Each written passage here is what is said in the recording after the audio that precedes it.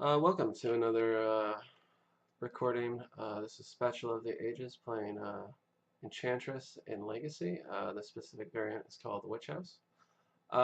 So I realized in my previous videos I haven't really gone over an introduction to the deck for people who might not be familiar with it, or just kind of looking for a deck in Legacy in general.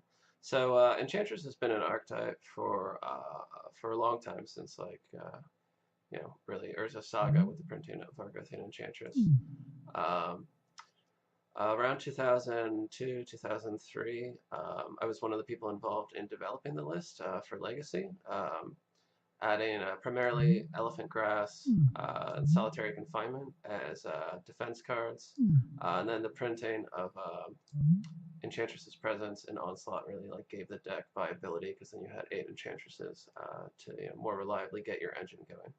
So I mean, the core of any Enchantress deck is these two Enchantresses, Argothian Enchantress, Enchantress's Presence, combined with fast mana, so that's Wild Growth, and then later on we got an addition in Utopia Sprawl, printed in Ravnica Block.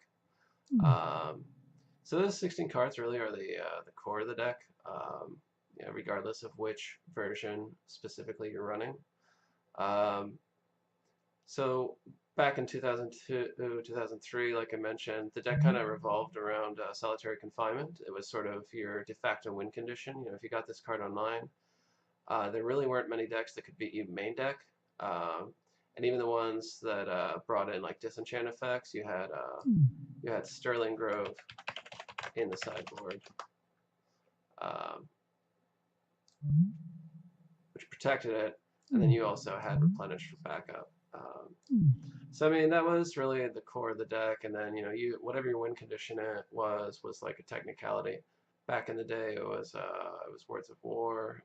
You could also run Sacred Mesa. It's still not a bad card really, but it's a little bit slow these days. Since then, a few things have changed about the deck. We got a big boost with the printing of Green Sun Zenith. Basically gave us more Argothian Enchantresses for 1 mana more. Still not a bad deal for an Enchantress with Shroud. And a little bit of, Green Sun Zenith also gives you a little bit of flexibility. Like some people run Dryad Arbor with it. I don't particularly like Dryad Arbor, but it does give you the ability to post board Green Sun Zenith for Gaddock Teeg and run 4 copies of that. So Green Sun Zenith was a big addition. Beyond that, though, there haven't necessarily been tons of cards printed in recent years to help the deck. But this version really focuses on the enchantment creatures from the Theros block. Doomwake Giants really at the heart of the deck. A lot of the times you're going to use Doomwake Giant to clear the opponent's board and stabilize. A similar role to what Solitary Confinement often does, but there's a lot of things these days that get around confinement. Deathrite Shaman is gone, but you still might have to contend with Leovold, Spirit of the Labyrinth. Emrakul doesn't get stopped by Solitary Confinement. So you need to find other ways to stabilize as well. Also running Eidolon of Blossoms from Theros block as well. It's obviously not quite as good as the other Enchantresses, but it is basically an Enchantress most of the time. And you have the option of Green Sun Zenithing for it when you need to draw a card off of Green Sun Zenith, which can be significant. It also has really good synergy with Replenish. So the key part of this version of the deck is Living Wish, though. So Living Wish gives you a couple things. It gives you more threat density. So compared to if I was running just the regular Enchantresses, I'd have 4 Argothians, 4 Presences, Green Sun Zenith, and maybe Eidolon. Living Wish gives me more of those, but more than that, Living Wish gives you flexibility. Sometimes you don't actually want another Enchantress. You have an Enchantress on the board, or you've got a couple in hand. But the Enchantresses are all a little mana intensive, even Argothian. And Argothian doesn't draw you a card off herself, right? Because she's just a creature. So Living Wish gives you the ability to to turn that card slot into whatever it is you need. It also gives you the ability to not run like dead cards main deck. So the problem like with a lot of versions is like if you do run Emrakul, which a lot of builds do, probably most I'd say,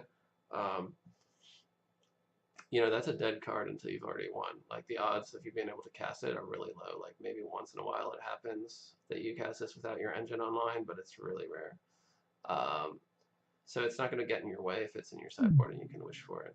It also gives you the ability to like have more outs to Leovold. Like Leovold crushes this deck. He's not as prevalent as he once was, but if you can live in wish for Caracas, you have a lot more reliable way of getting out from under him. It also gives you more reliable way to get rid of like a lot of hate pieces like Chalice of the Void or Trinisphere. You can wish for Reclamation Sage or Wickerbow Elder if you have a little bit extra mana. And it also gives you the ability to disrupt combo players game one, which normally game one, like in Enchantress, you kind of just lose to most combo. But if you can wish for Gaddock Teeg, you know, that can just actually like win immediately unless they're running Burning Wish, like for Storm combo, for instance. You can get Phyrexian Revoker against a lot of decks like Food Chain or Lurin, Sneak and Show. And the other thing about Living Wish is, you know, we tested this like back in around 2007, 2008 or so. But part of the problem was like it could cause your engine to stall, like the same way like drawing Green Sun Zenith or Argothian. Like if you've got a clock on you and you've got an Enchantress online, you know, you need to chain together enchantments, but like drawing into another Argothian, you know, doesn't draw you a card. Drawing into another Green Sun Zenith can draw you a card if you get Eidolon, but otherwise it doesn't. But like you can live in Wish now for enchantments because of Theros block.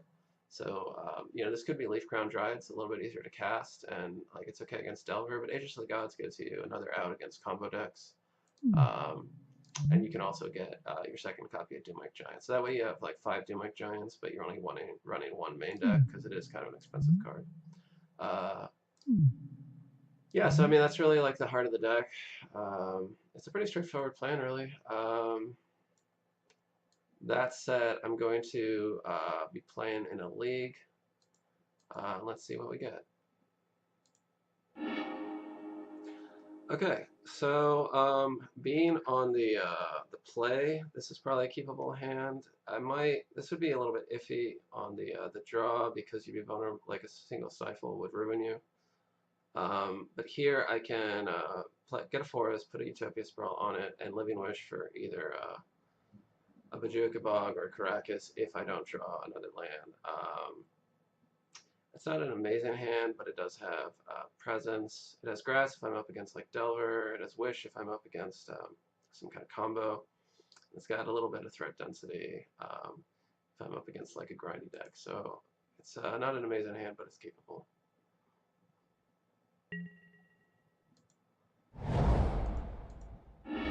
So one of the downsides of this deck is you usually give yourself away at turn 1, just because you really want to play a Utopia Sprawl or Wild Growth if you have it. I can get either white or black with Living Wish, and I have Abundant Growth, so I'm just going to name green. The deck really wants a lot of green mana.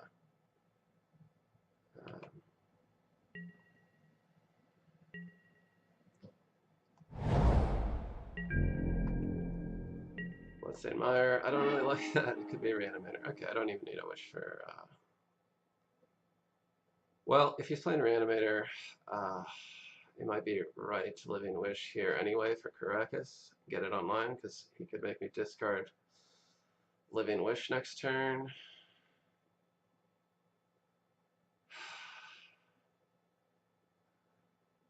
Yeah, I'm probably screwed if he's on Reanimator. Like, his Black-Red Reanimator is the worst matchup for the deck by far. It's about 20%. I'm probably just screwed if that's what he's on.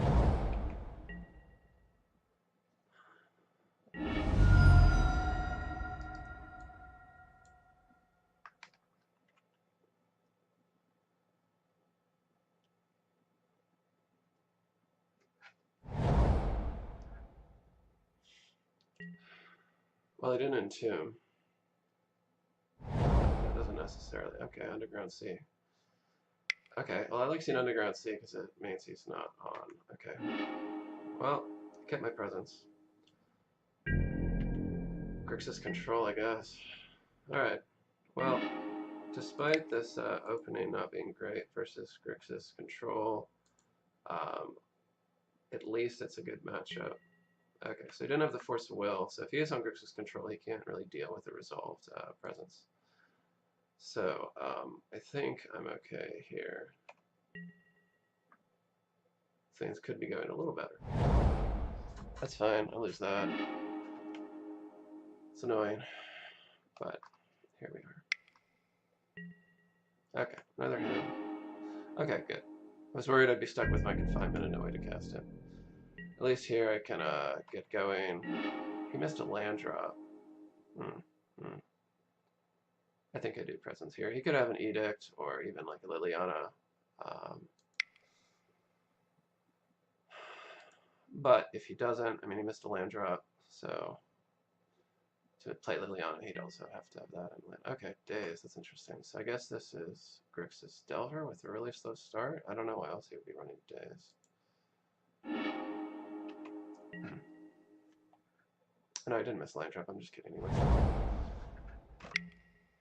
Okay, so it is Delver. Well, the good news is they had a really slow start.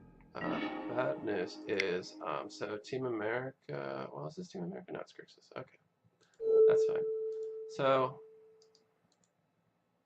maybe I actually should put off with the Enchantress.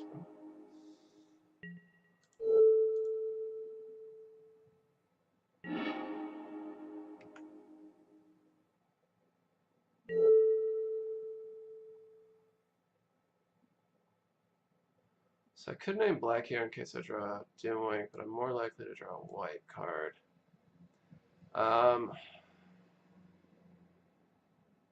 don't think they play Colgan's Command.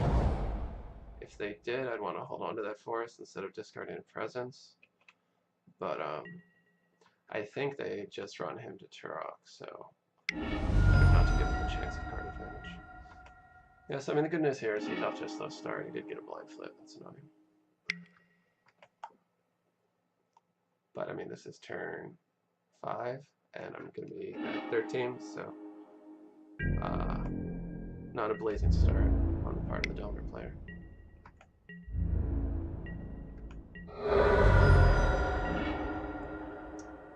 Alright, I'm going to lead off with the presence. I still have the mana to get around. I can't spell Pierce. Well, so Days is really the only concern. Got lots of green mana, so I'll leave the white. Alright, well that's okay. Now I think I am a little low on green. I'll only have one left. But I do want to get black online in case I draw into Doomwake here. I guess I see what I get first.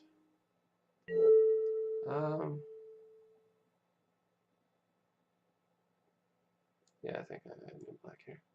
I could be walking into Days with this, but that's okay. Because I mean their tempo at this point is kind of far behind. So.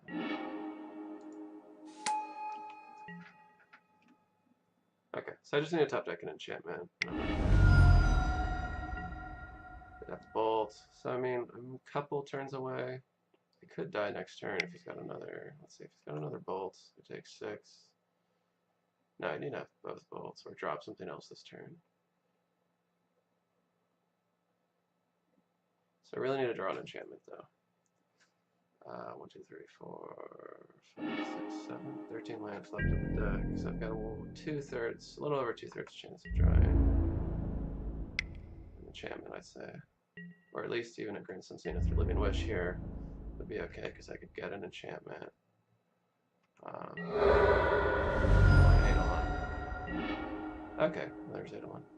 Yeah, I'm going to lead off with the Eidolon here. That's going to be 4 cards. It's a little expensive. I'm losing some mana I'd like to use to dig deeper, but the next 2 cards are better. Okay, Doomwake. Okay, if I drew Sanctum. Okay, there's the Sanctum. Okay, so that's alright. Hopefully he doesn't have Force of Will. Even if he does, it's at the end of the world. And I get it to draw 4 cards with it. Well, 3 if it gets countered, 4 if it resolves. So then if I draw another enchantment and this resolves, Fatal Push. Okay, that's fine. Doesn't even, does that? No, it doesn't kill it. He didn't have anything leave. Did he realize that? Probably not.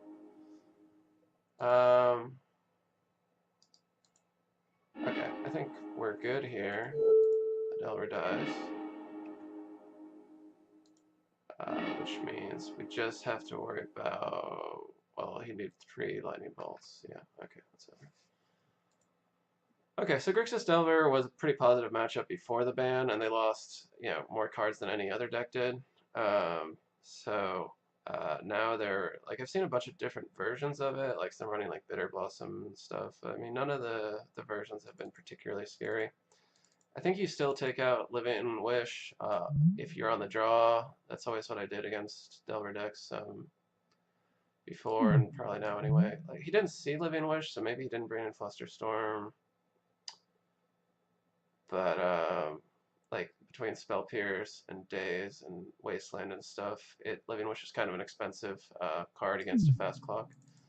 And like, you can't really kill Doomwake Giant, so you can just, that can be your kill condition. And you lower your curve effectively by taking them out and replacing them with like the chokes you need, especially with like Elephant Grass. Choke and Elephant Grass is really good against them. You take out Ghost Touch against like real control decks, but against the aggro decks they're pretty good for the sacrifice ability. Like, so you can like treat it like a battery, charge mana into it and get it back, and evade their like mana denial, like Daze stuff. Counter Spell Pierce with it. Stuff like that. Ground Seal used to be good against them, obviously, because of Death Right. Now, the only thing I think it would affect is like if he brings in Surgical Extraction.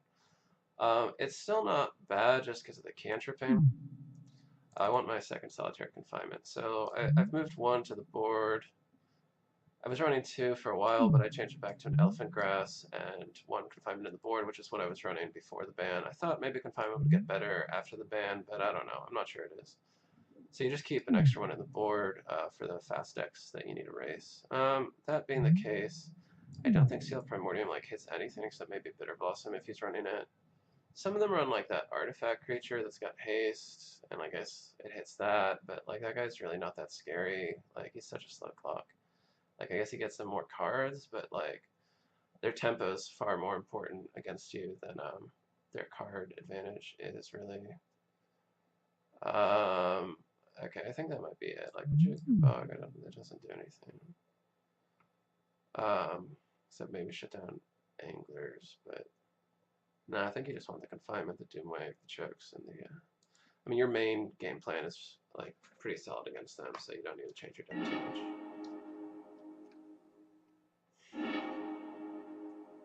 Okay, so turn 1 Guile. If you get Dazed, then you go turn to Abundant Growth. It's kind of a slow start, but it does have Confinement.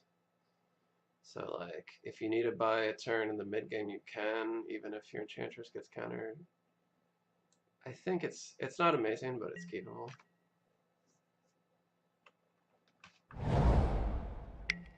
Okay. So, you're on the Guile. You could Daze. Oh no, man.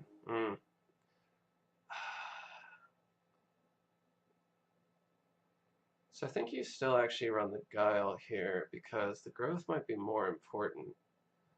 So like if he does have the disruption, you'd rather the Guile be countered. Because I mean, although you'd rather turn 1 growth than turn 2.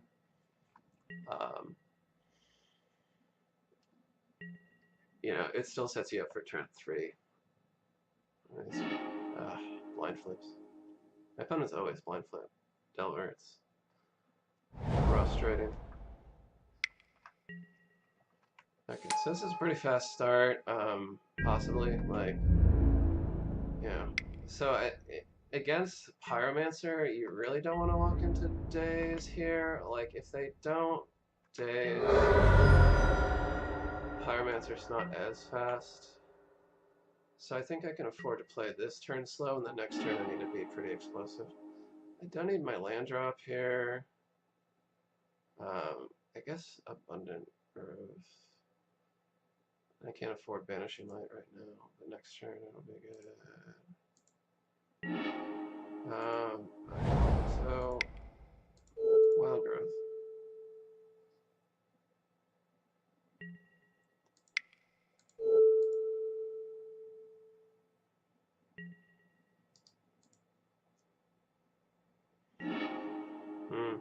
So I could play the Abundant Growth, but I won't have as much fuel, and Sanctum's already pretty big. Like, if he doesn't have Wasteland, he's really going to be in trouble. Even if he does, I'll get, like, an explosive turn off of just what I have right now. That's, like, 3 mana plus 3, so that's 6 mana next turn. It'd be 7 if the Growth resolves, but I don't want to turn on his Daze in case he has it, because that's an extra point, and I lose a card. I think I just pass.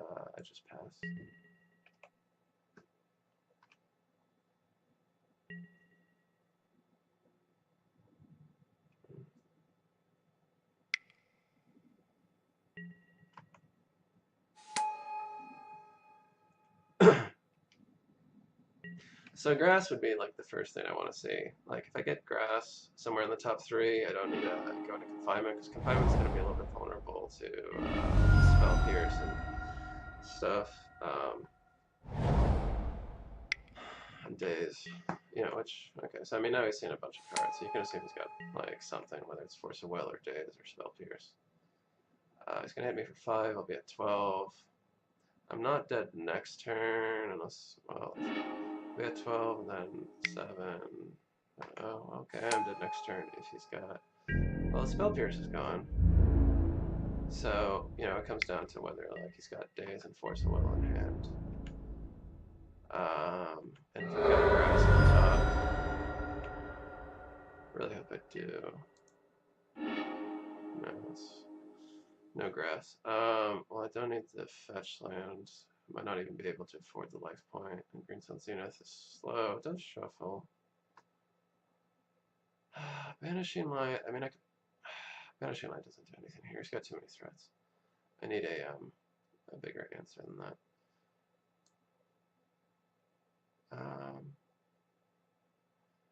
Okay, I will. Banishing Light's just bad here, so I guess the Green Sun Zenith. But this turn, I'm gonna lead off with. If I lead off with the Presence and it resolves, I'll have 4 mana. I won't be able to do anything with the extra white, but I'll be daze proof for my confinement, which is important. I need my confinement to resolve here or I'm dead. So I think I just do it like that. If he has a Force of Will, hopefully he uses it on the Presence rather than the confinement. Daze. I can't afford to pay the 1 for days actually, so I let it resolve. I hope he doesn't have another daze. So confinement here is just a fog. Obviously that's not great. Let's see. Actually, you know, next turn, if he doesn't have Wasteland, maybe I can just discard the Forest. It's not great. Green Sun Zenith for the Abundant Growth. I'll have 2 cards in hand. That might be enough to like buy a couple turns and set up for a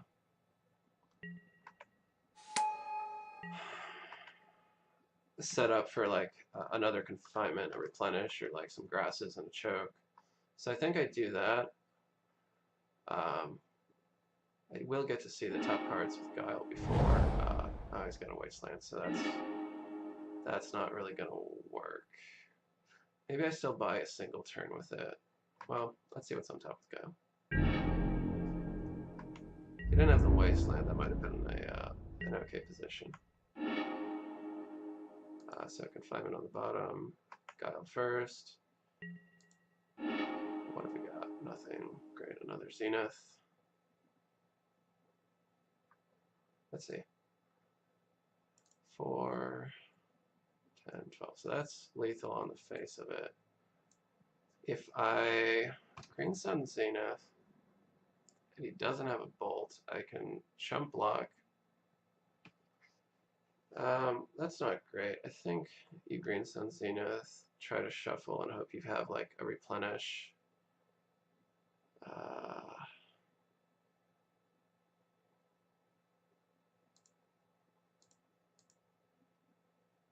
That's okay. It's okay if you guess this one, I guess. You had a pretty fast start, and I'll be on the play next time.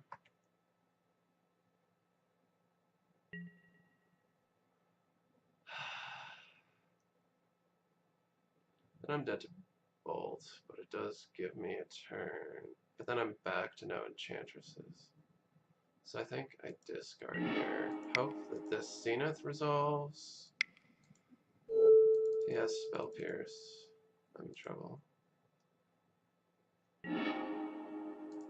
Or Edict. No, I can't Edict me, actually. Yeah, I can't Edict me because it says target player. Okay, so I hope next turn my top 3 is better. And I can like maybe go off with confinement here. Replenish or another confinement or a couple of grasses would do the trick. Actually, one grass even would be fine.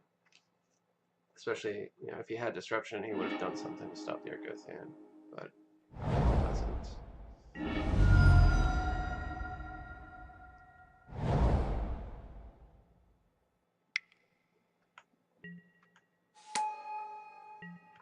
So yeah, I guess he's digging for a Force of Will or another Daze.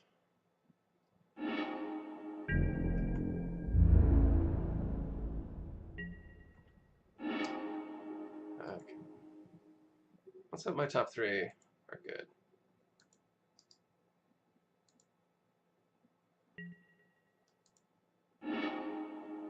That's okay. Well, it could be better, but okay, Doom I definitely can't afford right now. Grass I need. It does have a grass, so if the grass resolves, okay, it doesn't have Spell Pierce open again, so that's good. So if he doesn't have Spell Pierce, maybe I still play around like double Daze, just because like he could have it, and this grass is really important. More important than the Abundant Growth, obviously. Let's see. Okay, so I think the grass will buy me another turn at least. Why did I put the growth there?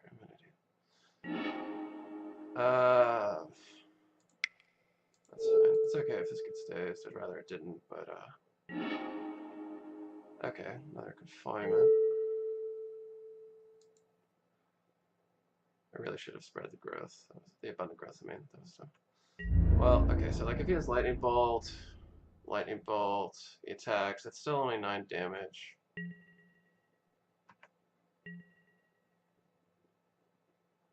Yeah, so he's got lightning bolt. Yeah, it's fine.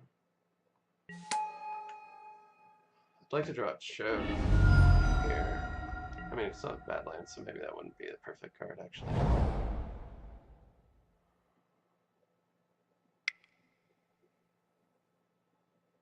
Into Turok, so that's not great. I hope it hits the Doomwave.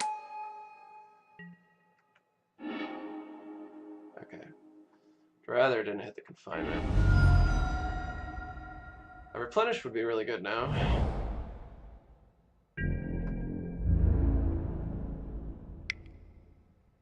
Alright, he's got 1 card in hand. No, but he has 4 mana, so he's got it next turn through a single grass. I think you still, well, you see the top cards he's got first. You always see the top cards.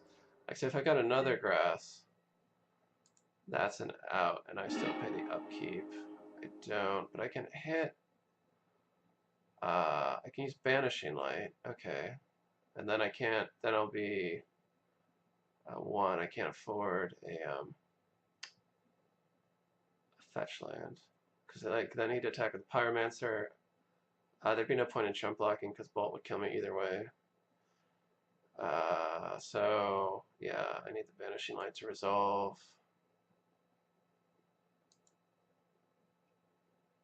And then I pay for the grass. Right?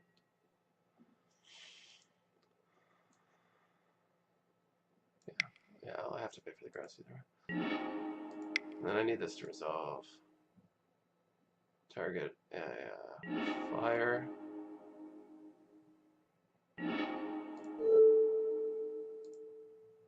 And then not have lightning ball. And then I buy another turn.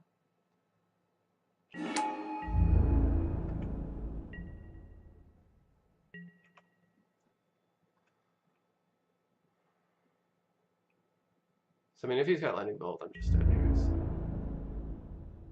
I mean, you would expect them to go down in lightning bolts just because they don't have any targets to kill. So I mean, it's usually just a lava spike.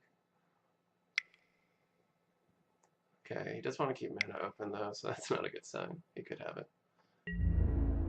Hopefully he just needs to dig for it.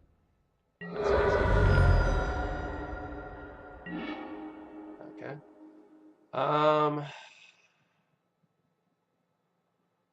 I don't think there's a point in keeping the grass open here, but let's see what's on top with Guile. We only dug 2 cards, so we only seen 2 new cards, not 3. Replenish would be great here. Utopia Sprawl, that's okay. So I think I do need a fetch here. If I, how do I get out of this? If I Utopia Sprawl, draw the fetch, then fetch, shuffle. I don't see how I get out of this. Maybe I Argothian first. I'll have 1 floating if I tap that, then Sprawl. But then I draw the fetch into the other land, and that's not going to do anything. Okay, either way, I think I don't need the forest. And I think I need the Sprawl first. I don't think I win this one. Almost bailed out. If I kept that confinement instead of the presence, I think maybe I could have bought enough time here. Yeah, with that I can't cast anything and it doesn't save me, so yeah, I'm paying for it. I don't know what I could possibly draw here, but let's think it over. Either way, I definitely need a shuffle, because the cards on top aren't going to save me.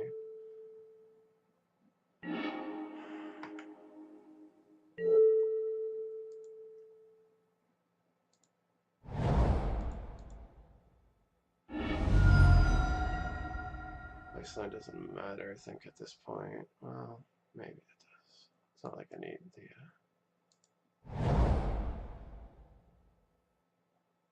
I don't know what I could possibly draw here. But I might need white.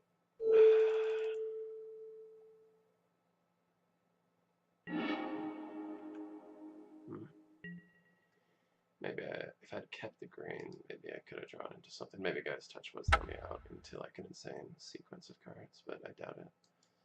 Okay. What was the next card? Had I left green open. Forest, then you play your growth in, and you still die. Alright, that's fine. So on the play, you do want a couple wishes.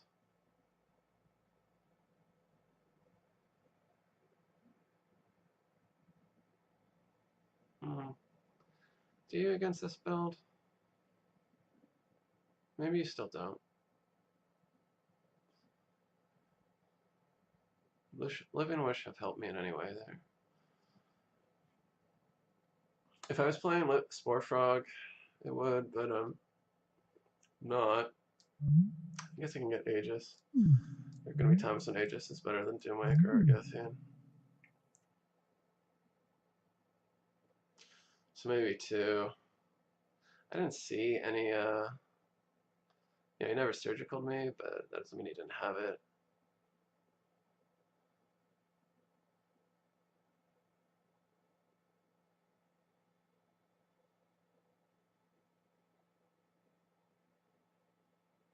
Yeah, also like overrain effects aren't great against them, but they don't always have so many threats. If they're relying on just a single Delver to get there, which is usually actually their best like game plan is like turn one Delver and then just lots of disruption, then like Banishing Light is good in that scenario.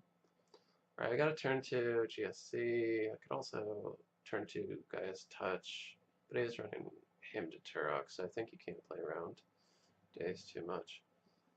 I'll keep this. Okay, Mulligan. Lots. Okay.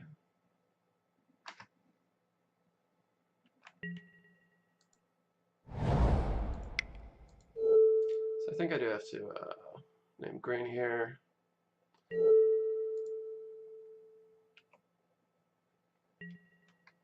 Here, obviously, this would have been better as like an Argothian, but it probably would have been worse as a Doomwake, so.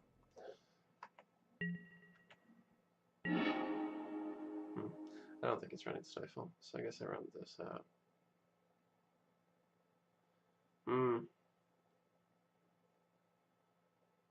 don't want to get hemmed. So, I think, well, he's got more dazes and Spell Pierces, and Spell Pierces open than he does hymns. And I'll still probably have one of my two threats, so I could actually like Doomwake next turn if I get like Wish and Sanctum. So, because I can go get the Bayou. Alright, leave it like that. Hope he doesn't have him. Him would be his best card here. But then he still doesn't have any pressure, so, you know, like last game he had early pressure, first game he didn't. That's usually the games he do lose against Delver decks. That's how early their pressure comes in line. So that looks like him mana to me. Yeah, alright, that's fine. Well, that's annoying, but okay, good. So I think maybe I Argothian here. So I'm already vulnerable to Wasteland. He doesn't have one out already. I'm okay on land drops.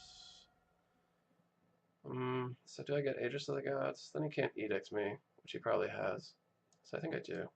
And his hand disruption is gone at that point. So I think I'll just get the volume in case I draw the Doomwake or another Wish and I can get the Doomwake. I don't know, I need my white mana.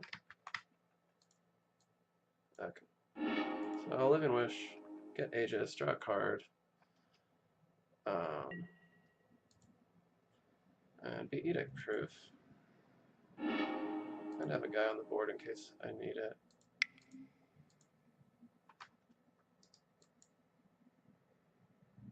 You know, he could like Lightning Bolt the Aegis, but that's fine because it drew a card and it saves me the life.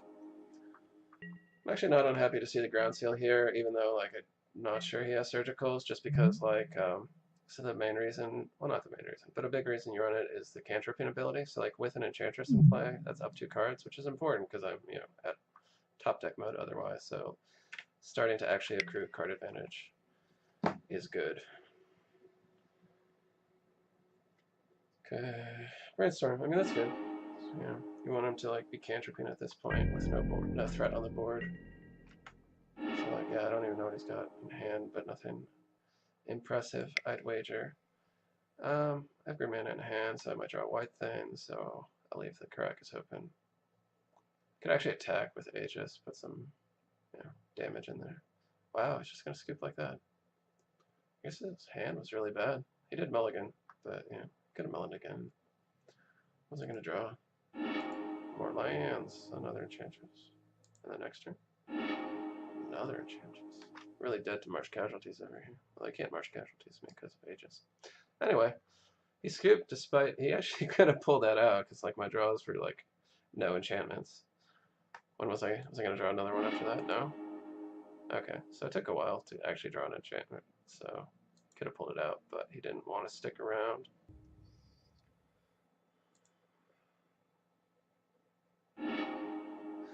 Okay, so this turn 1, Guile is probably worth keeping. You got Abundant Growth to dig even deeper if you don't like your top 3 or you don't see a fetch land.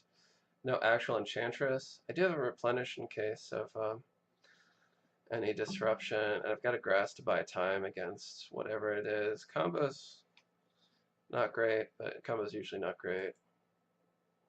So, yeah, and there could be a Wish on the top card. Wish is really like your main plan against combo decks. If it's Snake and Show, though, Elephant Grass isn't that bad against them either. So we'll see what we get. And we'll see what they're playing. Maybe. I do think the Living Wish build also gets a little better like in paper events, especially like not like huge ones, but like local ones where you know what people are playing, because then Living Wish itself like moves a little more proactively. So yeah, like Polluted Delta, Island, Preordained. So that sort of suggests Snake and Show, right? Like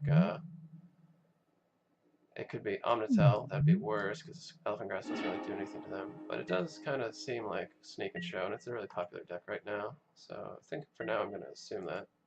So if I say Banishing Light, I'm going to want that, and I don't. So I'm going to get the Fetch, and Shuffle, and Abundant Growth. So Abundant Growth is also not bad against, it could be running. It's not, with the Abundant Growth, I don't need the non-basics anyway. They could be running something else, but anyway, okay, so I was going to say Abundant Growth, just like having the card in hand is what matters, obviously, if they sneak or show and tell. So, like, I would like to draw into something that is worth show and telling into play. Right now, my best card would be, like, God, I guess Presence, and hope that they just have, like, an Emrakul or something, and I have a turn to dig for an answer.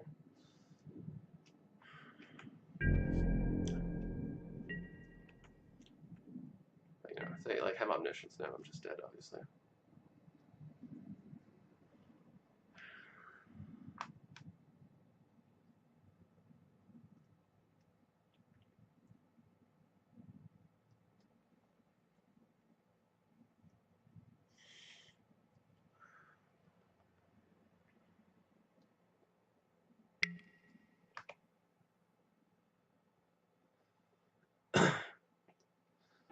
I don't think Storm plays Preordained, do they?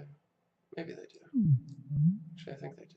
So it could be on Storm. In which case I really have nothing to do against him, but maybe I'll get... Even a Living Wish actually would be too slow right now, because I didn't get any acceleration. I guess if... Yeah, like Living Wish and Sanctum, I can't draw them both. I could Sanctum, then Presence, Elephant Grass, then Living Wish. No, so Bayou, what is Bayou and Island and all these things? What does that mean? Some kind of like blue-green, like Turbo Depth splashing blue maybe? Or, I don't know what that means. I guess it could be some kind of like Sultai control deck, or like maybe even like Food Chain or Learn. That would probably make the most sense. It's probably like Food Chain or Learn with Cantrip Pain, Bayou, and Island.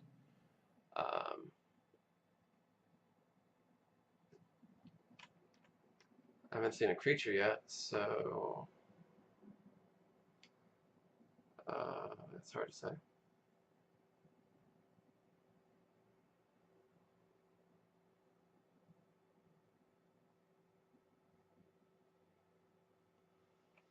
And it's hard to tell the difference between them, you know, based on this, if it is one of those two. And it makes a difference, like, you know, Wishing for Getic Teague is good against Learn, but doesn't do anything against Food Chain. Friction Revoker is good against both decks, not quite as good. Again, okay, Dark Ritual, so, huh. Okay, he's on Storm. Well, that's not good. So I was just doing math. Bayou, so I guess he's just running Abrupt Decay on the board. Maybe like Scented Swarm, whatever it's called. Okay, and he discarded a bunch of stuff. 5, so he's got Past in Flames. No, he's gonna have Nausea. Okay, so at least we get to see information. Okay, so Dark Petition, so he's not on TES, because they don't run Dark Petition, because it makes Ad Nauseam worse. His Ad Nauseam is still pretty good, though. He started with a high life total. Yeah, so he's definitely on Ant. I don't see any like Burning Wishes or red mana. So, like it's probably just like straight ant. And he's got this one for sure. Make him show the tendrils. But yeah, it's over. Yeah, okay. So, Storm, not a great matchup, obviously. Like game one, you actually have like more outs than some Enchantress builds, because like if you get a fast start with Wish, you can Wish for Gaddock Teague, and main deck they like without burning Wish they don't have an answer. Post board you still bring in Burning Wish obviously, or not Burning Wish, Gaddock Teague, but they have bounce for it. Sorry, so confinement, you want the extra one. Banishing Light and Cast Out don't do anything. Dumek doesn't do anything. Keep one grass. Keep a couple grasses, I mean, in case of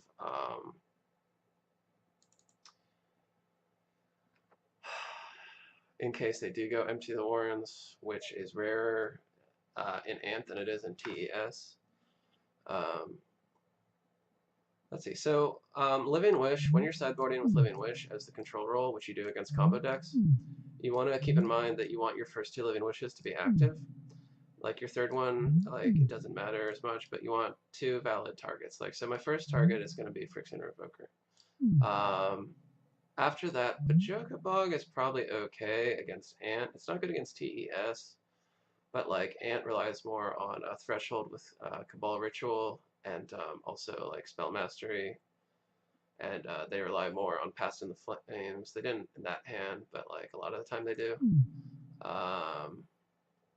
So those two are good targets. You want Choke, sometimes just Choke will do it. You do bring in Seal of Primordium just because like sometimes they do have like multiple Lion's Eye Diamonds, and like a Seal of Primordium can hit the first one when they're casting the second one, and then put them in that position of just losing it because they can't discard their hand yet. Usually. Unless they have Past in Flames, I guess, in hand.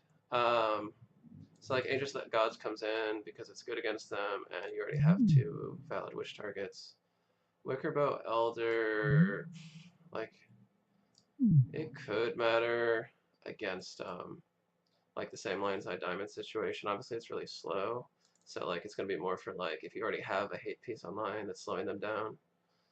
But like it's also like gonna be a clock if it does arrive, which matters. So you take out a presence because like you're not really the aggressor here. Your engine is less important. I think you keep in Replenish because they do run discard, and like I think Abrupt Decay because of the Bayou. So like you do want to like protect like enchantments that like maybe they have to deal with multiple. So like they end a turn one, and then you get another turn, and you can replenish your confinement or Aegis back. Okay, I need to take out one more card here, and I only got I guess Eidolon's really slow against them. No, I'll just take out another presence, I guess. It should have been an Argothian, but it's too late.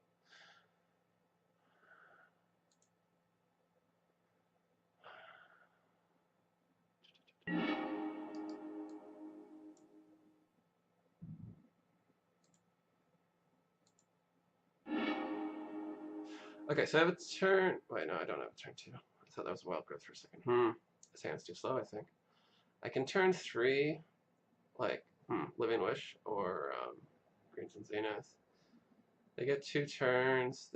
Ant's a little slower than TES, so like maybe I'll get 3 turns, but I think I need a mulligan this one. Okay, so here's a turn 2 Gaddock Teague. That's what I need. Hopefully he doesn't disrupt that, but if he does, that would just cycle. I don't need, so I can just cycle for free by doing that.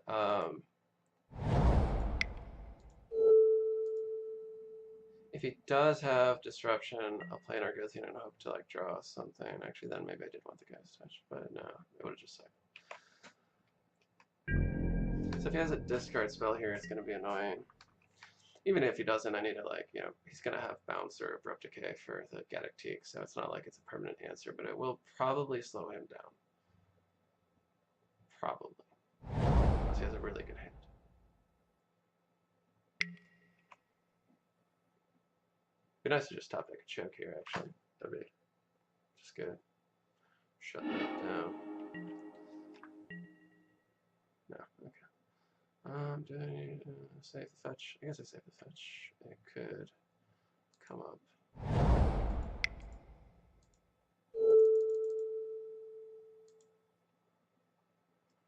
Alright, so obviously start with Gaddock.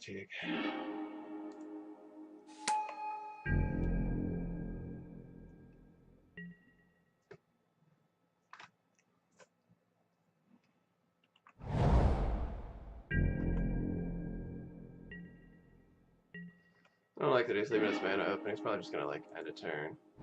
So I'm gonna attack first so that he can't like save himself the 2 life.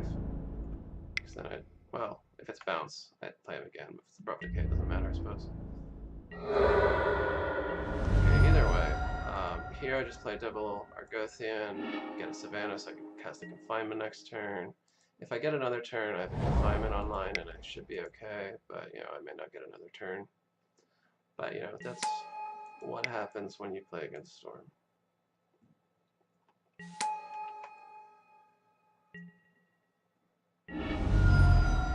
Yeah, it's gonna abrupt decay, I think. Oh well. Yeah. But like that's a turn he didn't get to optimize, so maybe he won't go off this turn. Maybe he will. Who knows? I did get 2 damage in, so at nauseam slightly worse at least. And they had to use a card for the decay. Their card count obviously matters. Hopefully I get another turn and they don't have disruption. For both those things to be true, I have to get pretty lucky. Even if they do have a discard spell, if I top deck like a Wild Growth or anything, I can start going off and hopefully draw into like something, a choke or another Confinement or a Living Wish or Aegis of the Gods. Aegis of the Gods, not quite as good. Confinement also not quite as good. Like active disruption like Gaddock or Choke are better because they stop them from like setting up. They can like go off through a Confinement and then wait to like draw into an abrupt decay or like flash it back. Flashing it back's a little bit awkward, so like in that way at least like it's good that they switched to abrupt decay, just because the mana requirements for it are more intense than like Echoing Truth. And when I say they switched to it, I mean I just noticed like a lot of Tendrils lists recently have switched to abrupt decay over like Echoing Truth and Chain of Vapor. It seems like maybe they're running both still, but like I don't see the point of running so much like answer to hate permanence. But if I was running like regular Enchantress, I think it'd be good for me. Okay, that sucks. Because like this can't kill Leyline. Ah, fuck. It's a forest. Well, I think I'm fucked here. Really needed that to be an enchantment. Oh well.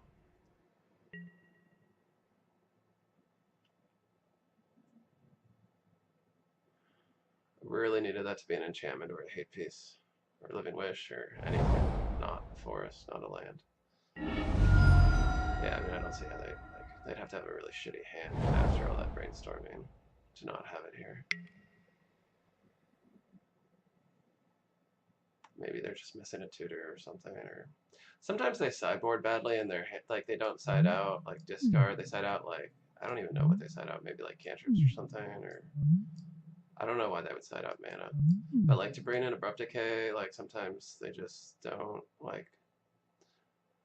You know, you get there's bad Storm players that like think that they're the control role for some reason in this matchup, and then they like just have like all this discard and like permanent removal, and they can't combo off. But like you know, you need to be like both lucky. Sometimes they can win regardless, like just because they are favored in this situation. But like sometimes you get lucky and they're bad, and they fill their deck with cards that they have to like burn through in order to find the cards they actually need to win. So let's hope that's the case. His hand's just full of discard and removal. Abrupt decay my Wild Growth. That'd be fine. If I actually had that happen.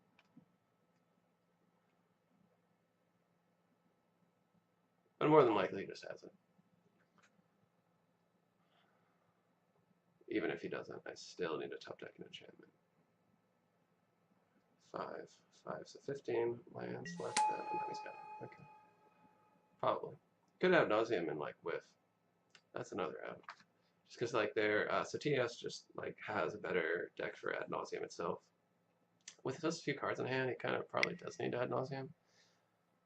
Okay, so he's running Chain of Vapor and Abrupt. Okay, so yeah, like if he's got like 4 removal spells and a bunch of like discard, it's gonna clog him up. Hopefully he has to ad nauseam here and he whiffs. Because if he's got like Past in Flames, I think he just has it, assuming he has a tutor. Which he does, okay. I mean, can he just Past in Flames, right? Is he not even running it? He must be, he's got red, yeah.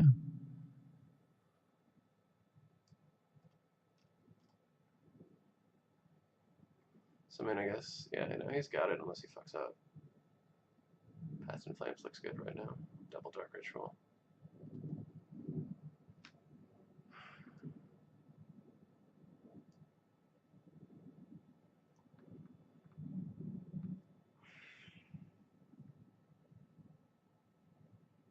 So like our only out now is that he's a bad player and he gets ad nauseam, and he gets unlucky with it.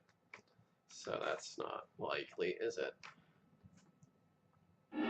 But don't concede. Give them a chance to make a mistake. Oh my god. He did it. Fail, fail, fail, fail, fail. Does he fail? Oh my god. So that's why you don't concede, guys. Still probably dead, but like, oh, Sarah Sanctum, Sarah Sanctum, Sarah Sanctum.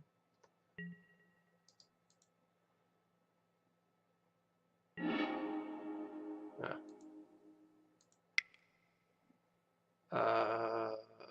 Doesn't matter, does it? So what's he got in hand? He's got Empty the Warrens, a Dark Ritual, Infernal Tutor, a Dark Petition. So he can, let's see, Dark Ritual into Dark Petition into what? What does he need to give off?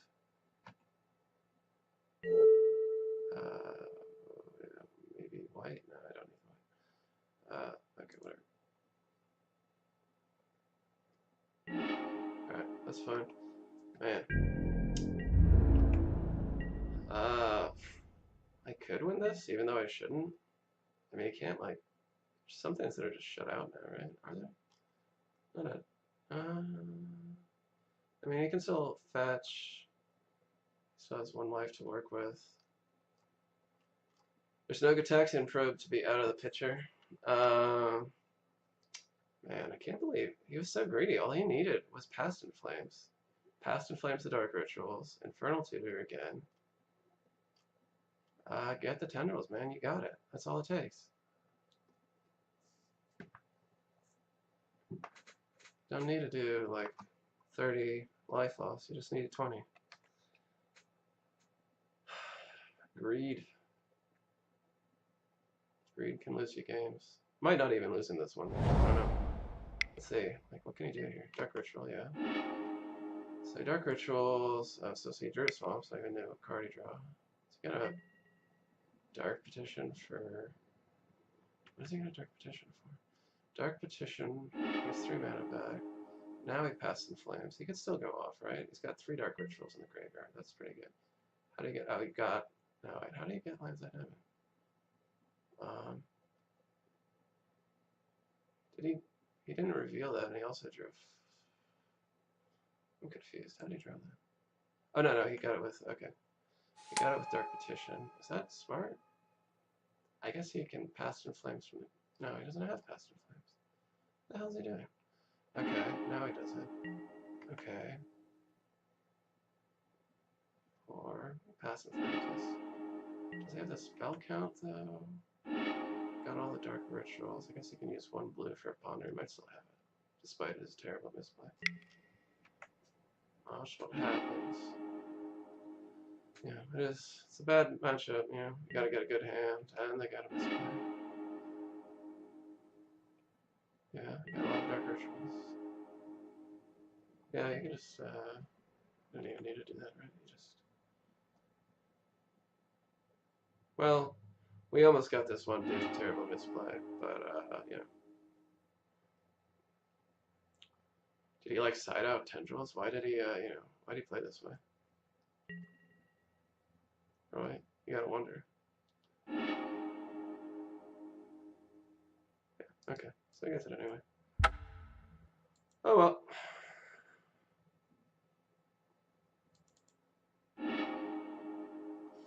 Okay, so got a turn 2 Enchantress. If I draw a forest, I can, or anything, any land, I can grass. Makes me vulnerable to days if I don't draw it. Could also draw a Living Wish and get a land. So that gives me like 19 plus 4, 23 outs. But I only got one card to do it in. But I mean, I can, if he doesn't counter the Argothian, I can like play off what I got with Double Grass. Double Grass slows down most decks.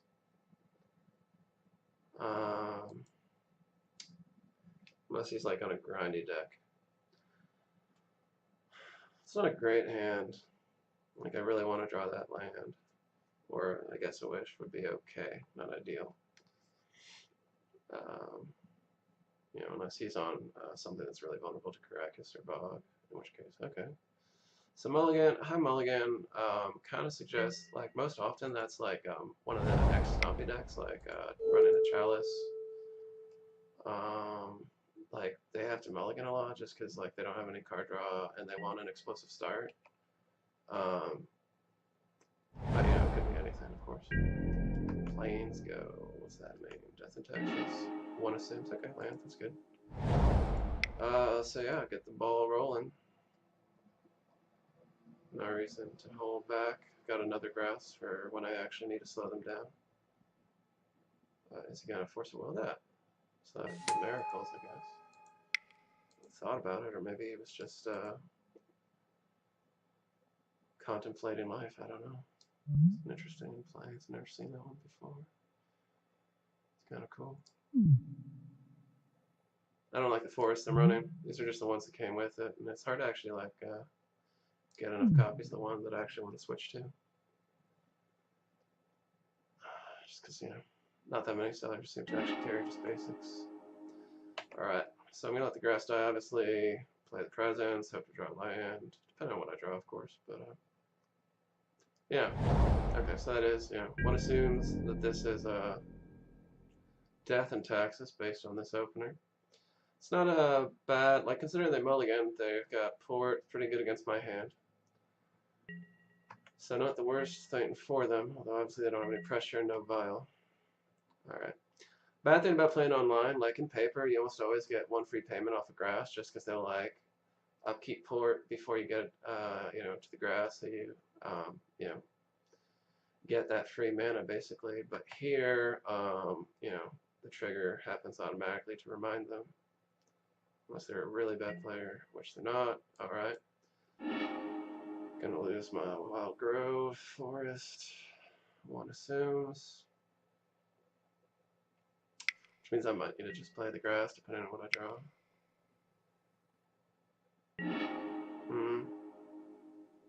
Yeah, God, I don't like not having them for when I need them, but I'm back up to 4 now, so I got replenish. Alright, here's Guile, that's good. That's a good card to have here. Alright, and another land drop. So, next turn I presence. Unless he like drops a scary threat that I want to keep grass around for. If he does that, he's tapped out and I can doom wake it like it's a flicker with. Well, no, because it's going to hit that wall growth.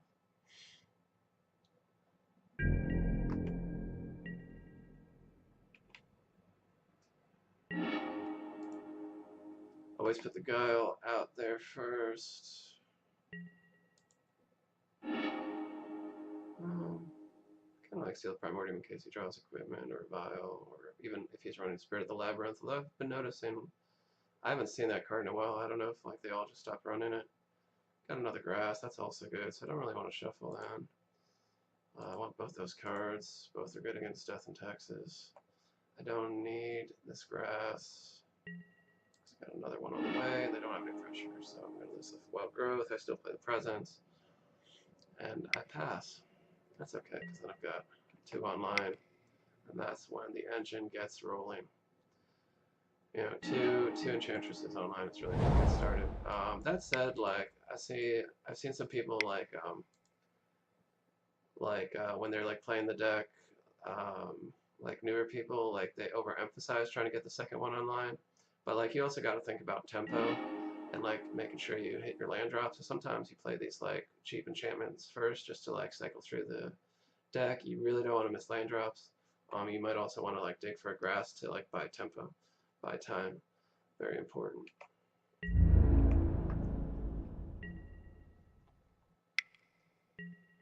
All right. Vile port. Vile's rather late to the party.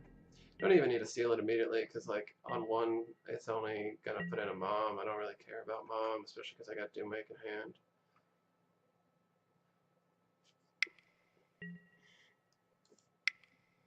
Might as well tap it for mana, I guess. I could have cast out. I wouldn't draw it yet, just kidding. Yeah, so get the ball rolling with Utopia Sprawl and Guy's Touch. Yeah, it's a good one. That's alright. Yeah, well, no, I'm not going to afford Doom Mike this turn, so I'll just start with that. Make it green. I forgot to make it green so I can touch. Start going crazy.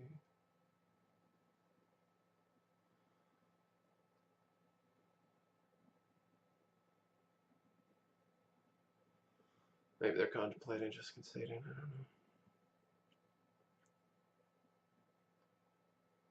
don't know. Oh god, it's a forest. So I run Guy's Touch over Exploration for a few reasons. Some people like question this card because like Exploration, like it just seems like a better card, right? But like if you run a high basic forest count, they do a kind of similar thing. Exploration, when you're going off, is better. Usually, I mean that's not even necessarily true because like Guy's Touch actually nets you 1 mana, and Exploration is just neutral. But like Guy's Touch, well, it works with Replenish, so that's one thing. It gets around Chalice at 1, which is important. Like I think you do need to actually like play a fair number of enchantments that you can still resolve on Chalice. For one, like even if you draw off of them with an Enchantress, like your Sanctums won't generate mana until you start sticking enchantments. And then it's just better against like Spell Pierce and like Mana Disruption because you can like treat it like a mana battery and get it back next turn. I think it. Yeah, I still have my land drop, so that's fine. I'll seal here.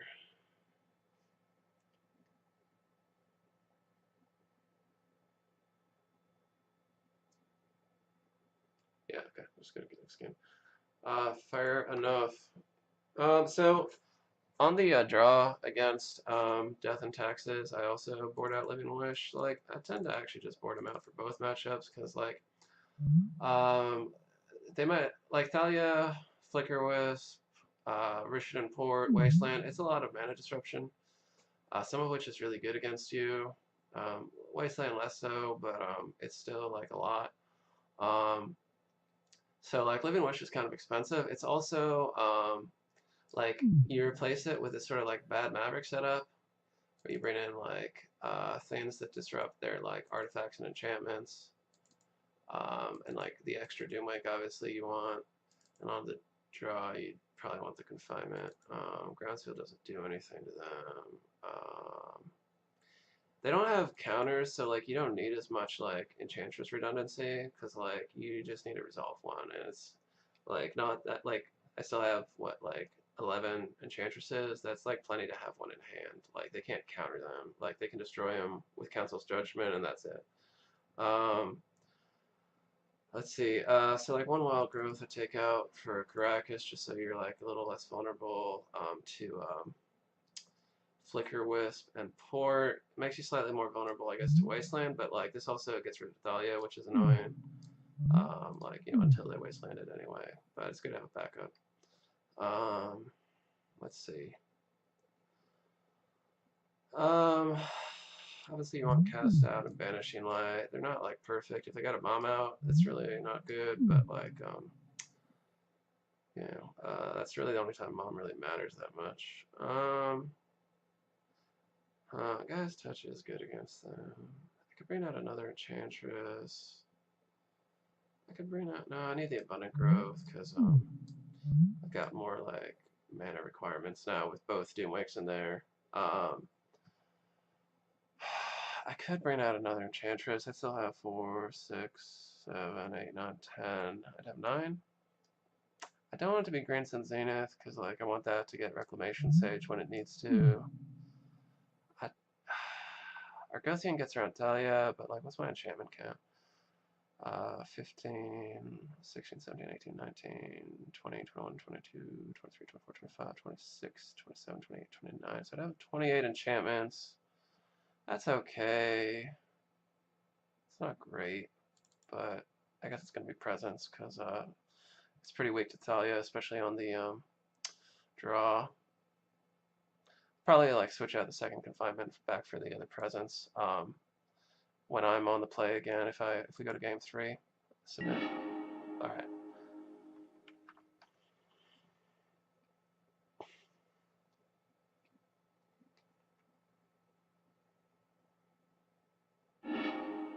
All right. So, I think I don't lead off in this hand with a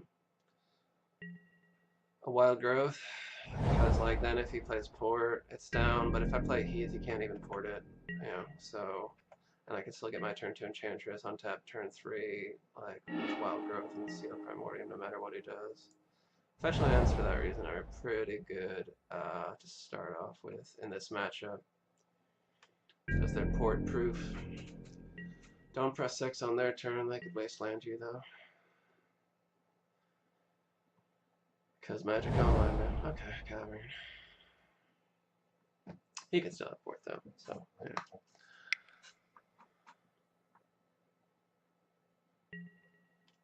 Oh yeah, that's fine. It doesn't stop her.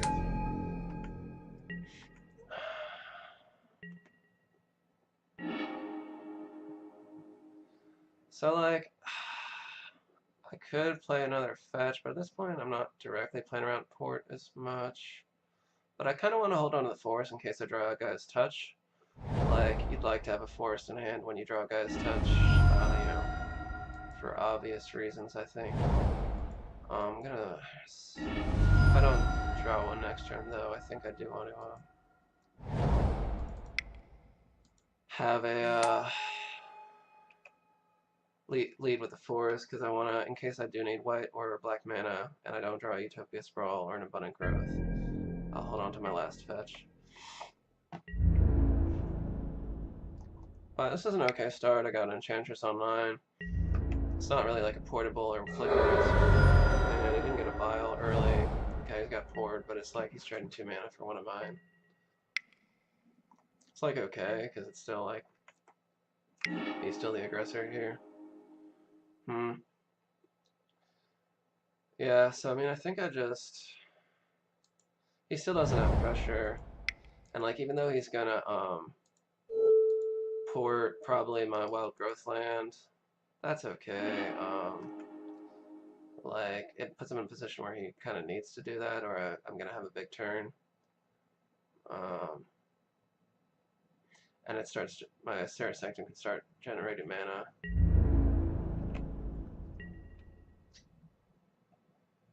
And he doesn't really have any pressure. Like, Thalia's not that fast on her own. She's obnoxious, for sure, but like, unless he puts down some other pressure, he's not going to get this one, I don't think.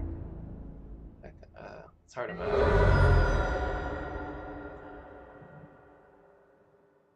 So one thing to think about, like, is that they probably brought in Cataclysm. Most lists do run Cataclysm. Okay, so he's got Stoneforge, but that's kind of slow against me. He's probably going to get, if he gets Batterskull, Grass becomes even better, and he wouldn't be able to play it till the following turn. Yeah. Self and Grass actually just completely stops Batterskull, because the token it makes is black. The Germ token is black, and Grass just stops it. So yeah, sure. Alright. I think I still, so now I don't want to play in a Wasteland yet. Well, I've got two, so actually maybe I do. I can... Yeah, I can get an explosive turn out of, but I really want to have my wild growth next turn. So I think, if I play the wild growth on it, it makes 3 mana. I can play the Seal of Primordium, but he doesn't have. Well, that does actually. If I play the Seal of Primordium, the main thing is I just don't want to lose my wild growth. I don't care about losing the Sanctum, but I do care about losing the wild growth. So I think I actually just do that. Wild growth. If I draw another 1 green mana enchantment, yeah, okay, perfect. So I just Utopia Sprawl. Actually, I can just, if I just name black here, well, I'll probably scare them into thinking I have a Doomwake. They'll tap that one. I mean, it doesn't matter which one they tap, but I'll have plenty of mana next turn, because even if they destroy this Sanctum, I'll have my other ones, so this is pretty good. Pretty best case scenario. Draw, really. They got a not too fast start. Like, they were kind of relying on Thalia, so this is part of why you like sideboard at Living Wish, because, like, they'll keep questionable hands, assuming that Thalia is just a beating against you, which it is, but it's less of a beating if you go this, like, bad Maverick route and side out your Living Wishes. I call it bad Maverick, obviously, because, you know, it's kind of Maverick-ish, but it's, not actually good, except for the fact that they're not really planning for it. It's what makes it viable. Yeah, so he's going to wasteland that. That's fine. That's what we expected. We still get a big turn next turn. We'll have 7 mana off the bat. No way to deal with Dahlia yet, but we'll put out our Elephant Grass. You know, they could destroy it, but maybe we'll also put out our Seal Primordium just so their Batterskull doesn't hit no matter what happens. And we hold on to the seal if they don't have a Council's Judgment. Yeah, see, so they think I have Doomwake, so they're going to tap that. Okay. So if I'm going to seal and grass here, I could Wicker Bow.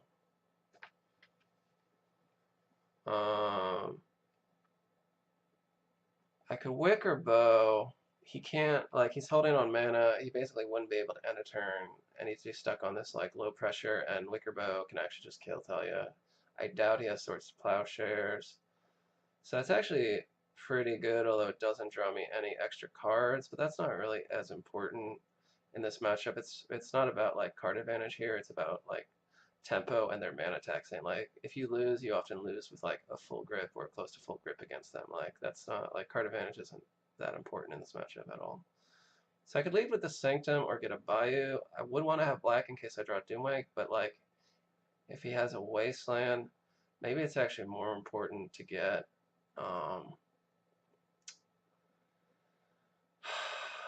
the black mana. So, like, it's okay if he kills the Sanctum. I've got a lot of mana.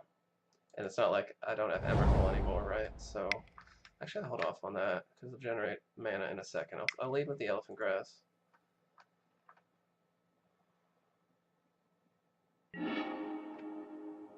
Let's see. So that's, let's see, that's 4, 5, 6 mana. If I Green Sun, I don't have enough for Seal. If I Eidolon, no, maybe I just, but then I don't have the green mana open for Wicker Bow, so it's not as good. But it does stop Dahlia. But I will take 4 damage if he has, that's okay though, he has to, like, tap out for Council's Judgment.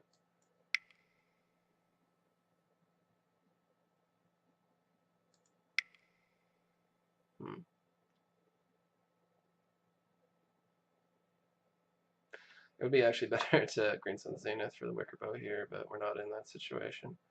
Yeah, I'm taking too long thinking about this. I need to just go for something. I think I do lead off with the Wicker Bow and make him have the Council's Judgments. I'm going to assume he doesn't have STP. If he does, he can't end a turn, do it, and, whatever. So, yeah, I mean, this is like a little bit of a defensive set of plays, but we'll see what happens. And I got 2 mana I can't do anything with because of Talia, so, oh well.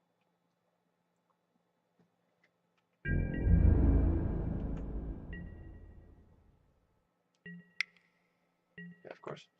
So it's going to do that. That's fine. This looks like an Onyx. That's fine. Can't attack.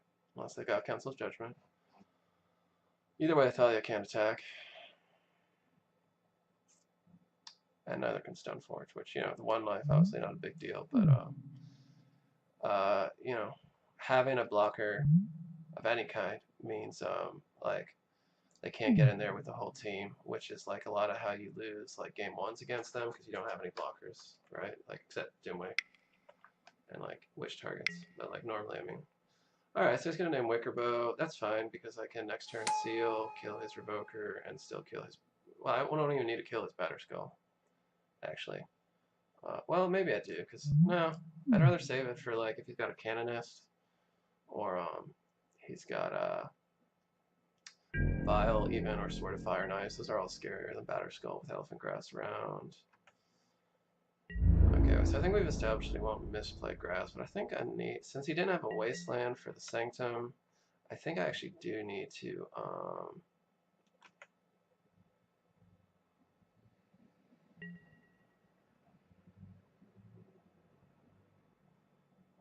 I think I do need to pay for this.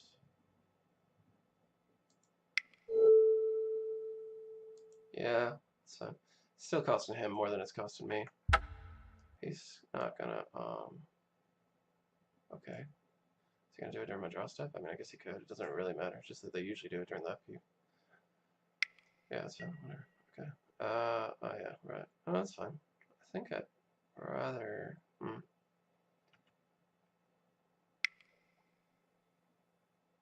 that's fine.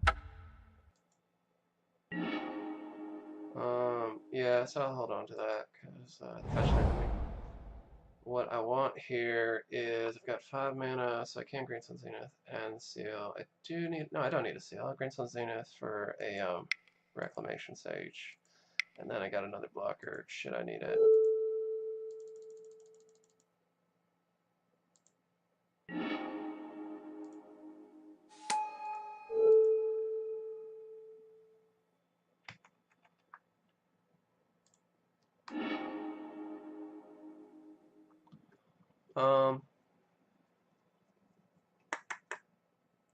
Alright. Now I do have to watch out for, Cataclysm actually this turn would be good, because he'd get to keep his Batterskull. I just get to keep, like, a Forest, a Wild Growth, and Argothian.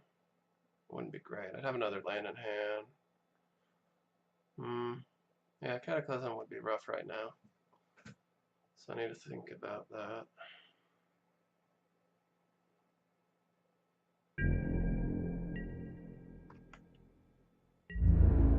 So now, though,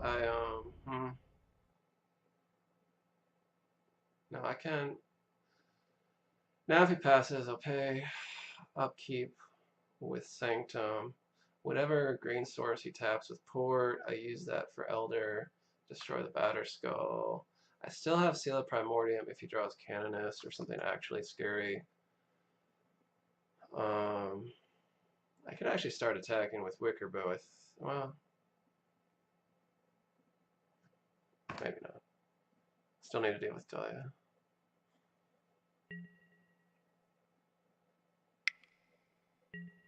Mother of Runes. So that's going to be a pain in a bit. I'd like to draw a Doomwake soon, so maybe I need to start my engine going. If he untaps with Mom, some of my plays get closed. Like if he then draws Canonist, I can't destroy it. And that's like probably going to be the worst case scenario. So maybe I need to go off a little bit here. So I guess I can let the grass drop, because the worst thing that happens is, like I'm going to destroy his Batterskull no matter what. So like he doesn't have any pressure this turn, and if I start going off, I can draw into something, like another grass or a confinement, or Doomwake, hopefully. So I think I let this drop. I need to start watching my time. If he taps a green source, I still do the Wickerbow. If he taps Sanctum, which is more likely... No, he doesn't tap anything. He lets me untap. Why'd he do that? Well, now I just kill him. Why do you do that? Has he got some kind of trick up his sleeve? Well, it don't matter if he does.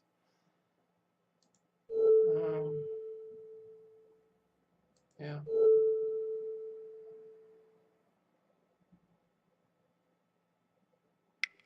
What's he gonna do here? What is this? Okay, that's fine. Oh, that's why I left man open. Okay, but I don't. Oh, okay. So you can save Delio with Caracas, but like unless he's got Swords to Plowshares, and like right now, I think actually I Eidolon first.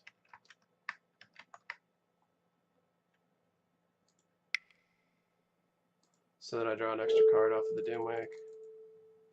Because either way, Thalia's not going to be in play, so I'll get my Seal of Primordium out. Right? Right? Yeah, I think so. I'm doing my math right. Maybe I'm not doing my math right. Oh, I still have a land drop. That's fine. Okay, I got double Doomwake, so like next turn I'm just golden.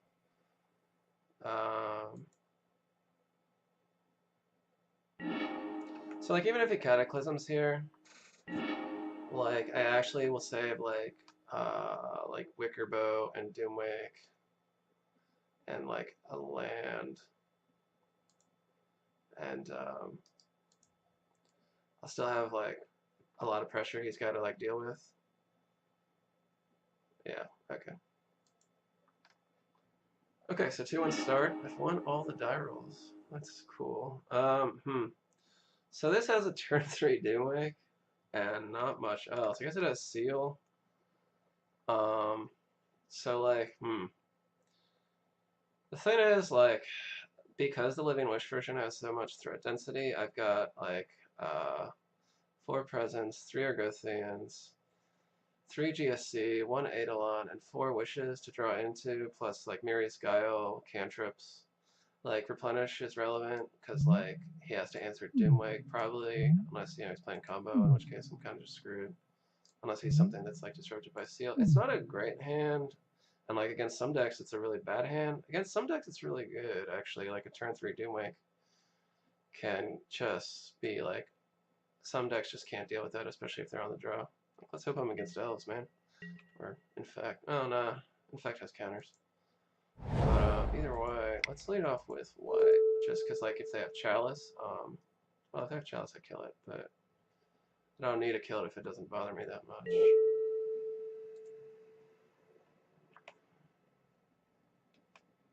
It's not a great hand, but you know, depending on what he's playing, it could either be really bad or really good. So it's hard to know whether I'm getting this right or not. So like now it definitely, I'll spread them out in case he has Ghost Quarters. I don't think any Ghost Quarters deck run Polluted Delta, but here's to a turn 3 Dimwake and hoping it matters. Yeah, it's hard to know. It's not a good sign that he didn't play a turn 1 creature. But we'll see. If it is like well, like UBX control decks are not as prevalent anymore, but Doomwake is still hard for them to deal with. Like, they can't Fatal Push it. They need Edict effects.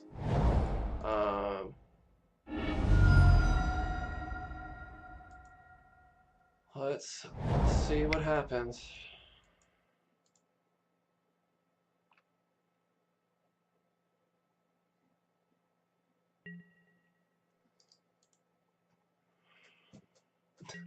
I know literally nothing about this guy so far. 2 fetches, no responses, nothing. I mean, you think he's not Storm combo because they'd be like pondering or brainstorming or something. He just concedes. That's a weird. So like he gets the advantage of knowing what I'm playing, and I have no idea what he's playing. The only thing I know is Choke comes in, cause like, yeah. So not knowing what he's playing, I guess Gaia's Touch is the most flexible spot. Like Ground Seal could be dead, but it could be really good. Seal of Primordium could be dead, it could be really good. Doomwake could be completely dead, although he's scooped to it, so like one thinks not. But he's got blue fetches, so unless it's like a wild fake out, it's like what, Verdant Catacombs and Polluted Delta. So maybe he's like actually on mono black and these chokes are gonna be completely dead. but probably not, statistically not. So I mean that's all I got. Yeah, I mean, you know, good on him. Like, you do that sometimes. Like, if you can't just win game one and you haven't given away too much information, yeah, like, you know, get the sideboard in advantage. Well, that's a terrible hand. So I definitely got to mulligan this. Like, I see 3 cards with abundant growth, but like, and I get a fast start for sure. You know, when you say it like that, it doesn't sound as bad. Like, I'm gonna draw into something. I see 3 cards by turn 2. What are the odds I don't? And like, you know, I'm good on lands. I make all my land drops, which matters. I get a fast start, which matters. I don't know, probably not great. Really, I mean, it's definitely not great, but like, it's hard because you don't know what he's up against. Like, so maybe the speed matters. That's like what gives me cause for concern. It's another black fetch, so like, it does make you think maybe it's like a black deck we can take out. I guess I name green here because I've got double abundant growth and fetches. Or, sorry, not name green, play wild growth. I still have no idea what he's on. Maybe he's just playing a deck of all fetch lands. Seems unlikely, right?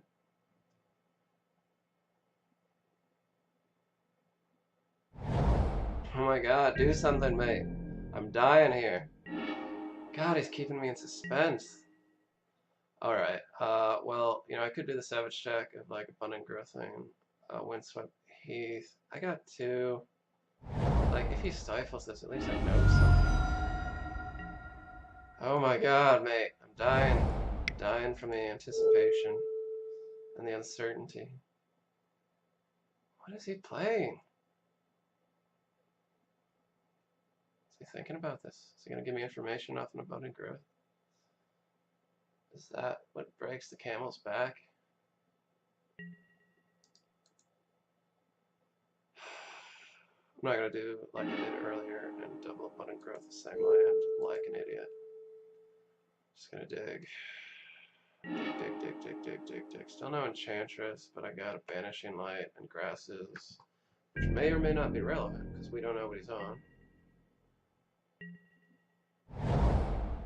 Like, and if he's on Storm, he wouldn't have folded to Doomwake, so like you figure Grass is relevant against most everything else.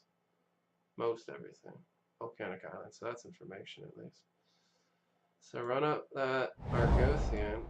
Maybe I should. No, I set it out the guy's touch, so yeah, no point in holding on to the forests. Tell us something, mate. Tell us something about your deck. Speak to us. I feel like, you know, like a medium at a seance. It's like going really poorly. And the ghost is just really quiet. Yes, tell me something. Spell pierce it. Oh my god, is he on Sneak and shit? No, he's got a Swamp. What the fuck? So either... No, he's got Edict, so some kind of Grixis Control, I guess. Alright, that's fine. So, okay, that's good. Grixis Control is a good matchup. And, like, the fact that, like, so... Your Argothians, like, it's best to always be in a position where if you get priority, then you get a card out of it, even if they Edict it. Which is not great, but it's okay. Knowing that he's on Grixis Control, I don't think I'm going to walk into his Spell Pierce with my Living Wish, since that's my only other threat in the hand, aside from Banishing Light. And I say knowing that he's on Grixis Control. He might not be, he could be on something else, but he's running Edict, and Bulk, and Swamp. So, you know, you figure that's likely. Like, if he's on Sneak and Shot, I've never seen him run. Yeah, they don't run Lightning Bolt and Edict. So he's probably on... If he's on Grixis Delver, though, this is like the worst 2 hands in existence. I should have mulliganed. True name?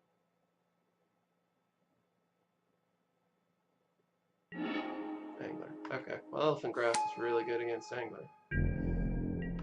So that's fine. So I'm actually going to hold on to these because, like, he just can't get through grass. So 2, 3, 4, 5 mana, 6 mana. Yeah, so I can live in Wish for... he's tapped out. So he's got to either force Can't daze.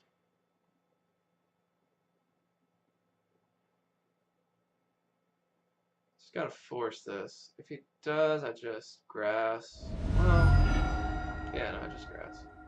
That's fine. What do you get rid of? So I mean that's fine. Puts me up. So I guess now I'm worried about him. But like I got a lot of mana, so I might as well use it to answer this guy. And grass isn't necessarily going to be great in all the situations against this deck, so like use it while it's good. Like I don't want to lose these to him, but I also want them in case of like a planeswalker. Is really what I'd want to hit with those. No, since he's on, I assume he's still on Control and not Delver. Like I guess it could be either one, but like it'd be a really bad Delver start. But thinking that he's on Control, I want to hold on to my fetch as long as I can, cause like that can get you out of a Jace lock, where they're just like getting rid of all your good cards. I've also got plenty of mana, so I guess I hold on to the force in case of him, and just wait to draw a card. He's missing land drops, right? Yeah, he's missing land drops. That's fine. I would think he'd have sided out some lightning bolts at least. Like I guess they wouldn't side out all of them. Probably. Well, I don't know which is worse against me: Kolaghan's Command or Lightning Bolt.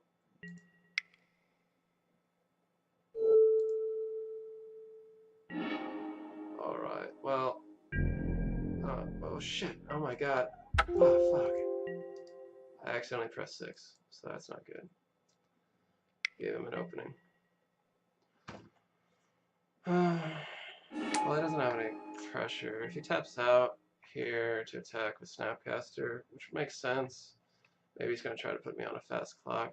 Do I actually, like, end a turn, cast out the Snapcaster? Maybe I wait for him to attack with it. Like, it's obviously not good to, like, cast out that guy, but, if he spends 2 mana, it's not too bad. Especially because he's obviously, like, a little tight. Now he's got a debate between Chase or Pressure. So if he spends 2 mana, I think I do cast out here. Yeah, alright. And that doesn't leave him mana open.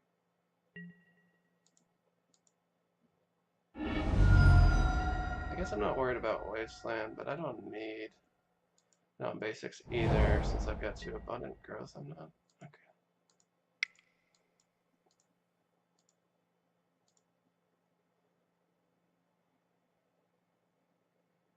So that is a nice thing about the flash aspect of cast out, is getting the sure, counter the cast out, that's fine. Now he's in 1 card in hand. I let this drop. He can't force. So this is a good position. Living Wish.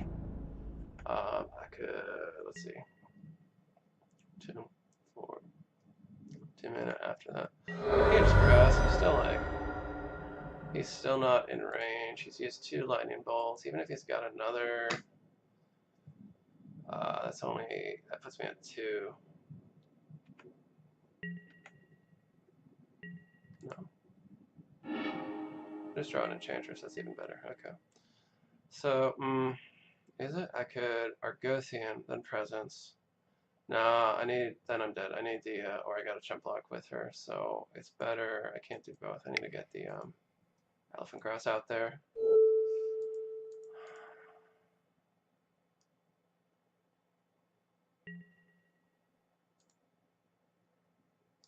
So, like, I'm dead. I'd be dead against, like, Check if he had Abrupt Decay. I doubt very much he's on Check since the banning of Deathray, and he would have, like, gotten something. He could have, like, Bounce, but I doubt he would, like, bring that in against me, because normally it would be really bad, even though in this situation it might save him. But I guess I'm Banishing Light anyway, because, like, there's really nothing else I can... but then I don't have that against the Planeswalker. I think I want to Living Wish and have... I think I might actually want to get Aegis of the Gods, play it next turn, draw a card, shut down future discard, assuming it doesn't draw it this turn. And I still have my Banishing Light. Yeah. Aegis of the Gods not a bad card against them. Like, it also, like, means he can't bolt me directly. He's got to waste one on Aegis, and since he's got to get through an Elephant Grass, that's hard. It also means he couldn't, like, Jace lock me until he kills it anyway. So, like, Jace would be his best play here. Okay, that's fine. Like, I guess he could. No, he couldn't actually do that. Yeah, like, I think I'm fine here. Would I block with Aegis if I had to?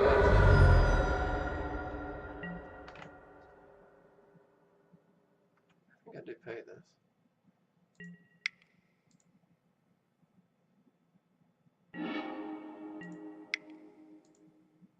He could have another counter spell. That'd be annoying and put me in bolt range.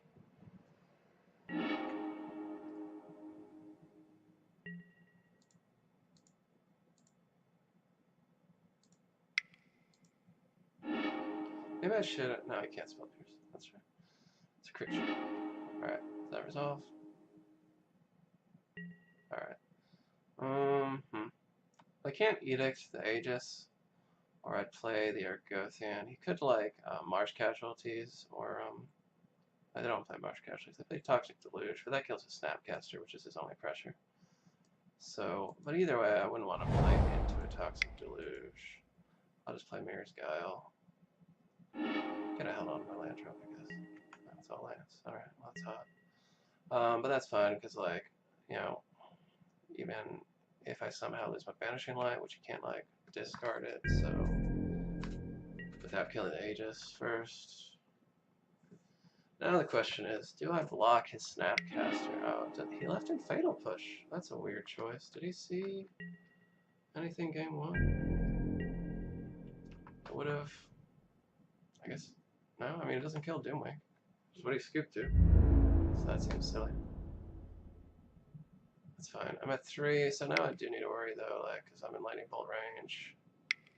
So I need to get a choke or my confinement. But, like, you figure he's probably, well, who knows what he sideboarded if he didn't sideboard out. Well, he would cast the Lightning Bolt. You assume there's no point in wasting time for beating around the bush. So, Replenish, I guess, also is an out. It's not great. It's not a great start. I think I do need to actually Banishing Light this thing. Do I? I don't want to go to 2.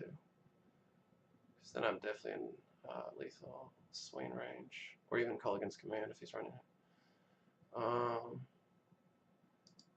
Anything I want to wish for particularly? Doomwing. Yeah, I do want to wish for Doomwing. That's exactly what I want to wish for, actually. Alright, well, yeah, I guess I still...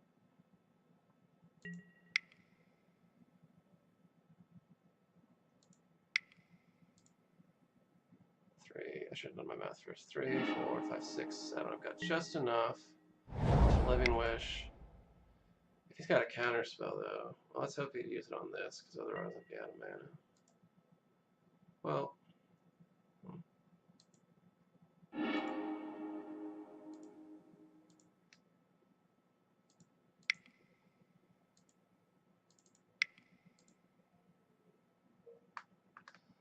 if he has a counter, I could be in trouble. Okay, I could be in trouble. But he's got a top deck.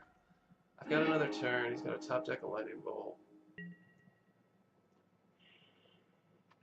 And I can play the Argothian as a chump blocker, or like I can Edict it. I think I do have to Banishing Light depending on what's on top of my deck. I'd like it to be a choke. Really be the best case scenario. What I'd like is for him to dig a lot, not find the bolt immediately, choke. That's an out.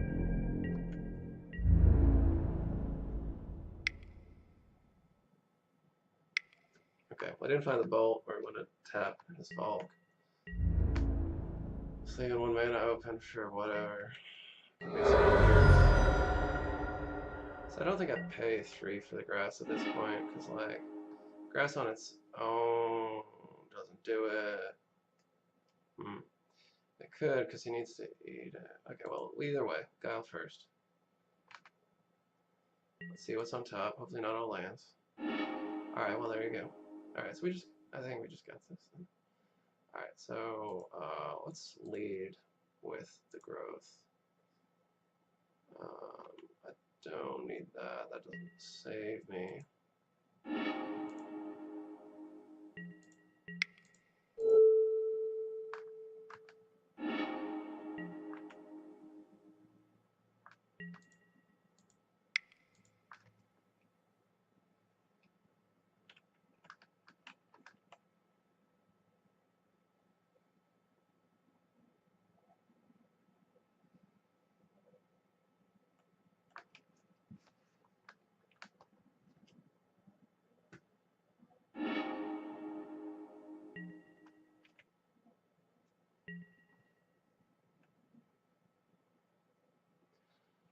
Okay, so now I'm definitely going to save the banishing line for Planeswalker should it appear. I'll get my third Enchantress out. It's a lot of lands. Alright. It's a choke. If he spell pierces it, that's fine. I still draw 3 cards. But if it resolves, it's kind of just definitely game then, right? Yeah, it's game. Okay. Cool. Alright, so we're getting our money back at least. We win one more. We actually make money on this. You know, we lost a Storm combo, and one of them was close, but that's only because they made a mistake. You know, I think maybe your overall, even though I think your game 1 is better against combo with Living Wish, you know, the fact that you don't have room in the sideboard for ley lines matters, especially since they do seem to be favoring Abrupt Decay over more bounce. Like, so I mean, he did have like a Chain of Vapor, but like, you know, it's one less answer to those, to your ley lines. So I don't know, maybe that would have gone differently. But like on the other hand, if I'd like drawn like, you know, I had a lot of outs, I just didn't make them.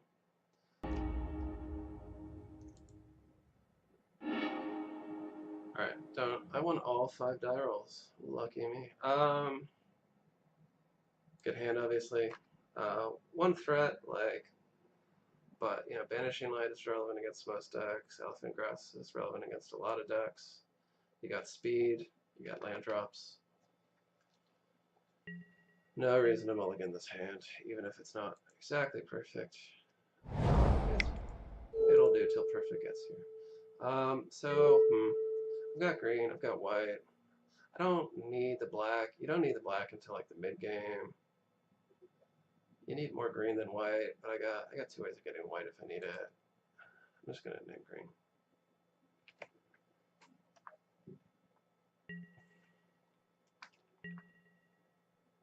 I guess I don't have 2 ways of getting white, because I can't get anything except this way. Just kidding.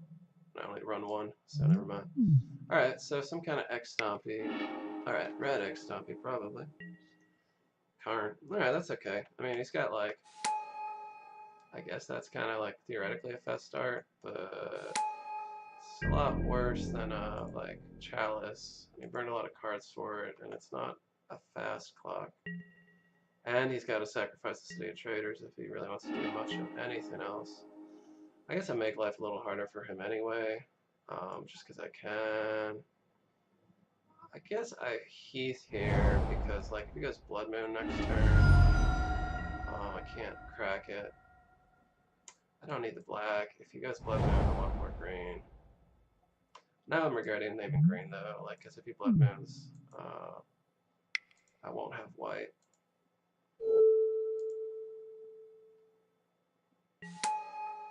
I don't really care about the beats, but I want to start drawing cards. Okay, I got Utility Spells. I'm okay. So I can't, like, Chalice for 1 and Blood Moon next turn.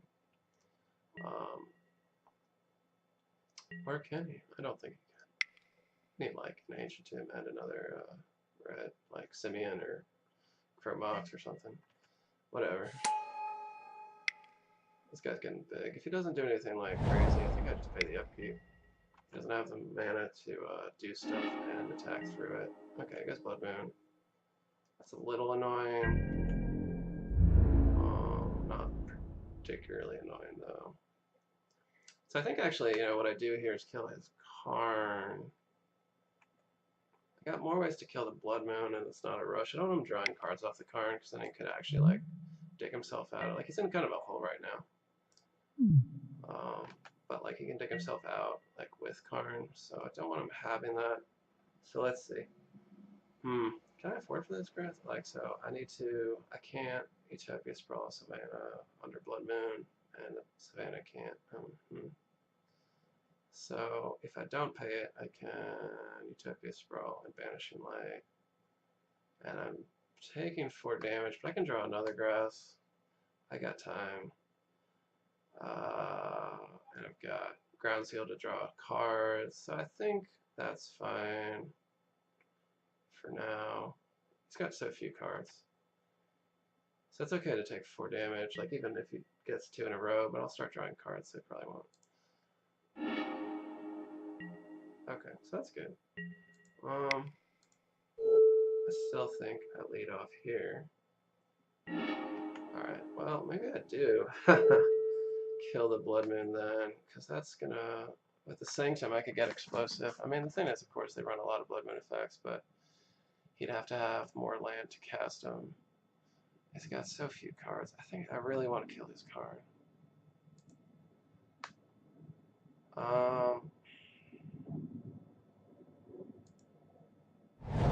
Yeah, next turn I draw lots of cards. So I think I could draw a green thing, so like leave that green mana open. Oh. Accidentally. Okay. Yeah, another grass, perfect. Okay. So it was a lucky draw. Now you really can't do anything. Yeah, I think I got this one. Hard to imagine him digging out of it. Upkeep's, no, it's not going to be awkward because Sanctum's just a mountain now. So upkeep is not as awkward as it would be in this situation normally. Yeah, I have priority. Yeah. Having the Banishing Light for his like all-in Karn that he spent all his cards on is pretty good. It's like, what, 3 for 1? Spent 2 Simians, 4 for 1 if you count the City of Traders, I don't know. Either way, pretty rough beats for this guy. Only thing he's got going for him is 2 points of pressure and a Blood Moon. That's not enough. Next turn I draw a bunch of cards. 3 cards off these guys, make extra mana. You know, Blood Moon's a really bad card against you generally, because like Utopia Sprawl, Abundant Growth, you know, even Wild Growth.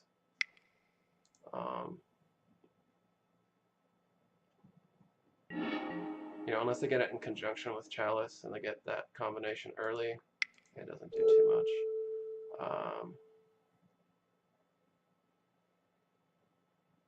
Like if you'd gone turn 1 Chalice, turn 2 Blood Moon, it'd be a different story.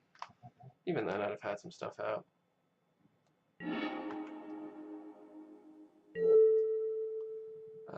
You know, I got Abundant Growth, so I don't even need to name black here. I need more green.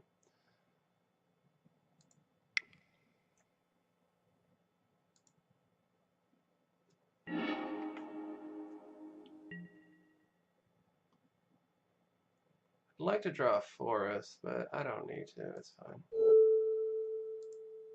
You know what I can do? I can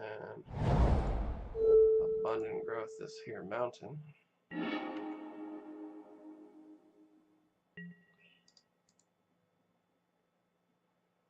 And I just wanted to get an Abundant Growth up in case he does draw Chalice. And get a Argothian out. Chalice is also not as good against this version, just because even though you only run 1 Replenish, like you can dig for it. Like it's a little worse like against Eldrazi because sometimes you have the Replenish in hand and they just thought not through you and you're like fuck.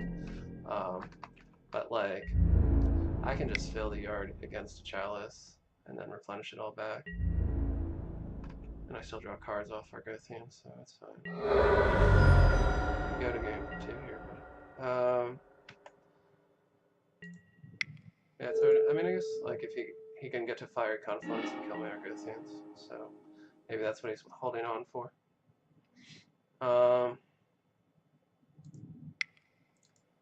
Let's draw more cards. Free cards. Right.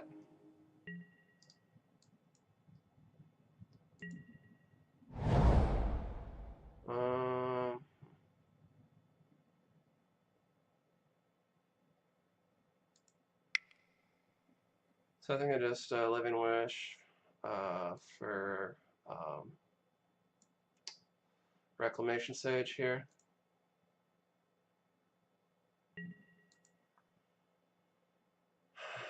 Now I could kill one of his golems, and the other one is just really weak.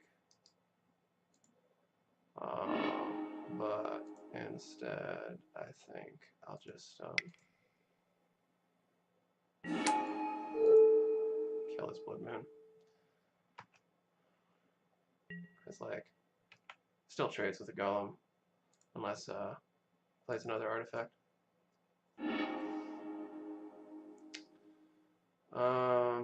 Let's see.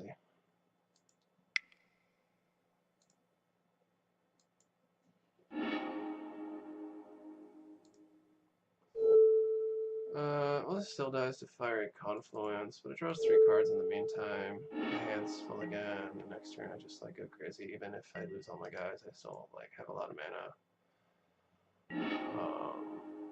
And Enchantress is in hand, so yeah. This game's over, actually. Like, his best card here is Fiery Confluence, and it doesn't get him out of it, so.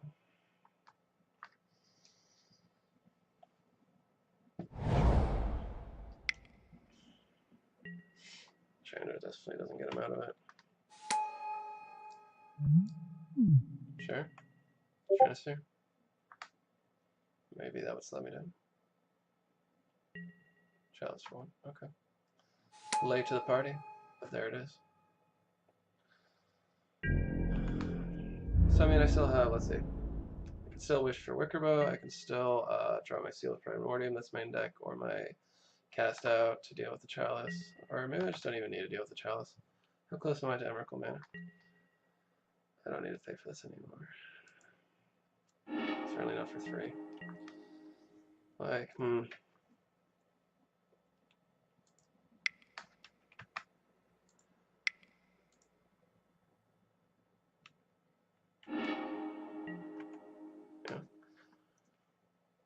Can I just, I could just Sanctum here, double Sanctum and Wish for Emrakul, which is what I'm going to do.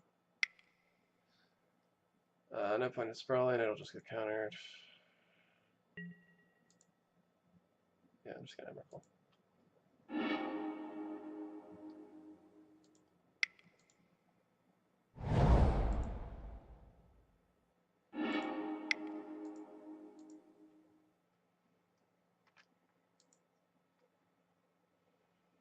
Okay, so, alright, so Elephant Grass is, I mean, it was really good in that game, but he didn't have an early Chalice.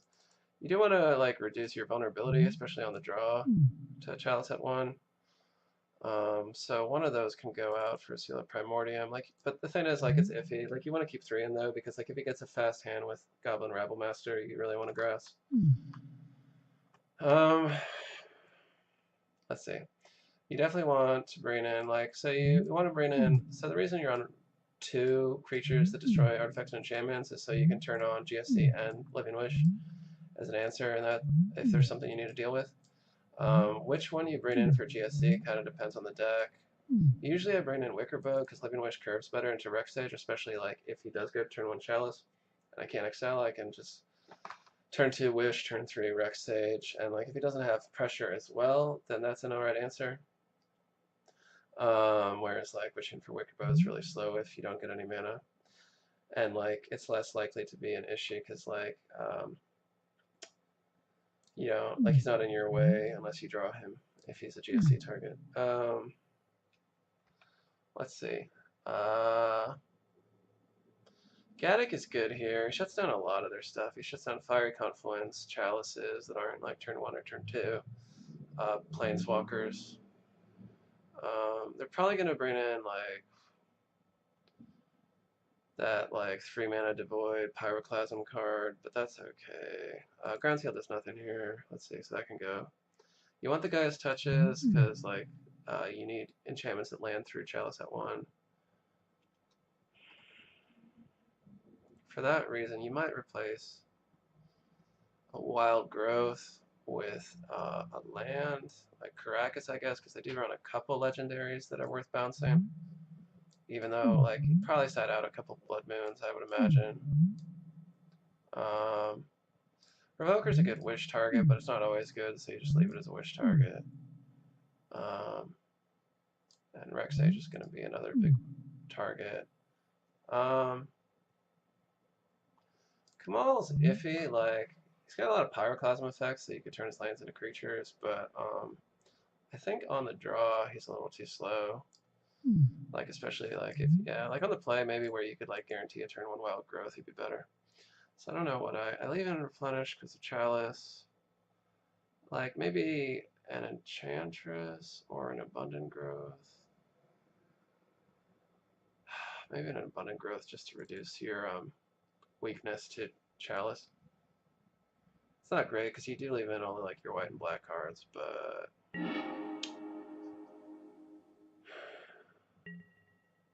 see, so like this is a hand that's not great against Chalice at 1. If he doesn't have it, I'm okay. He doesn't have a fast start. A lot of it comes down to like against Dragon Stompy or 8 Moon or whatever you call this deck now. A lot of it comes down to like what their start is like. You know, if it's if their turn 1 is explosive, you know, that's what the deck does, right? Like it can be hard to beat a lot of their turn 1 hands. That's what it's designed for. See, like a turn 2 Rabble Master is not nearly as scary as it is turn 1. Like I've got time now to first GSE and then get a grass. Like I mean that might be greedy because like he could draw the Chalice, but like he just has a card to draw it because I don't think he would have done this. Like he definitely would like lead with City, Chalice, and then like Rabble Master the next turn if he had it. Even if he has like a Trinisphere or something, like I don't mind paying 3 mana for grass necessarily, because like I'll just start paying the upkeep. Either way, I need to get this started. Like it would be debatable to Banishing Light the Rabble Master to take off some pressure, but like if I got time, then like Dimwake can get online if he doesn't have a Blood Moon, and like Dimwake just laughs at Rabble Master completely.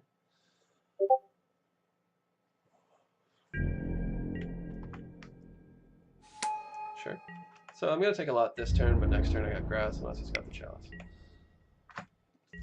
Yeah, 6 damage this turn.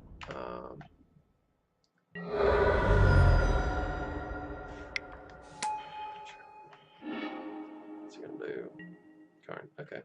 Probably should have taken those out. They're really slow against me.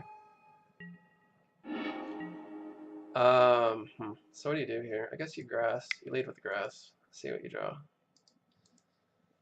Like you could Banishing Light the Karn. That's probably the right play. Banishing Light. But then like you're using your Heath and you can't Doomwake next turn, and that's not good. Like you really want to Doomwake next turn. On the other hand, yeah, I reckon you wish for Rexage so you have it if you need it. The next turn, you try to Doomwake. Yeah, that's what I'm gonna do. I guess I could get Revoker, but Revoker's not guaranteed value. Like he's got a lot of ways to kill Revoker. A lot of those kill his own creatures, but he's got them. Whereas Rexage, I know I'm gonna get value out of it. Like I can kill his Great Furnace. Like that'd be good.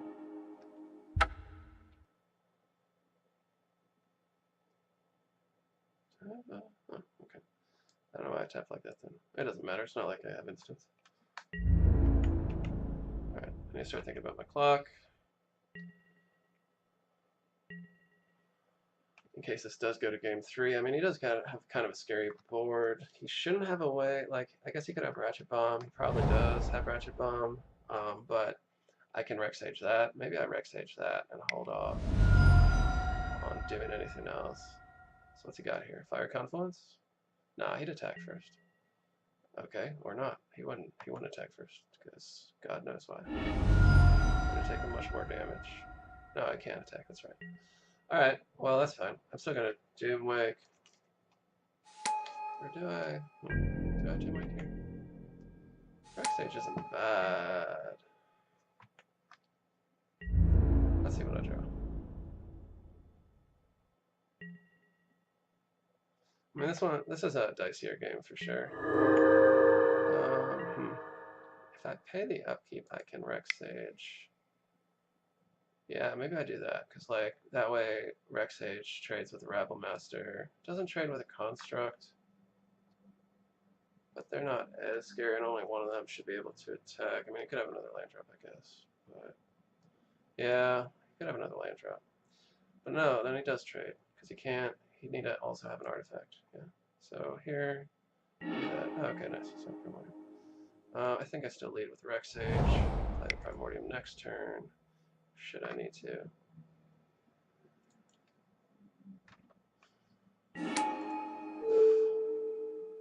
Do I kill a Construct? I think I want to shut off his mana. They run a lot of land sources, but this weakens his Constructs as well, so they're not actually as scary. You can't make another one with Karn immediately.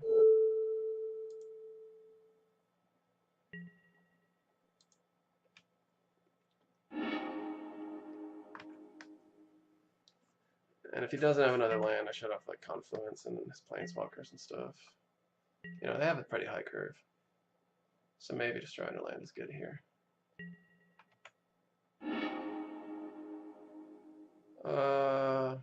I'm okay with him having Kozilek's Return here. More than like Chalice. Chalice isn't particularly good against what I got right now, but I still don't want him to have it.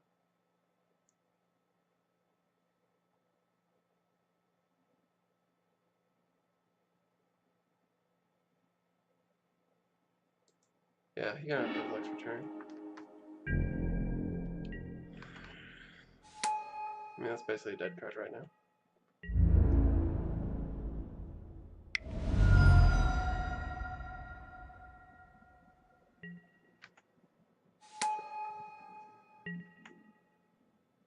So, because he has Chalice at 1, I can't, like, Doomwake and hope to draw 1 green mana enchantment, so I'm going to pay for the grass, because whatever I'm going to do, like, this is still costing him more mana than it's costing me, like, the tempo, like, it's kind of saving me. Alright, Confinement will be good if I ever get an Enchantress. It's not great right now. So I can either Seal or Banishing Light. The problem is, if I'm Banishing Light, I do want to get rid of the Karn, like, but I also want to get rid of the Chalice. And I don't want to lose my, I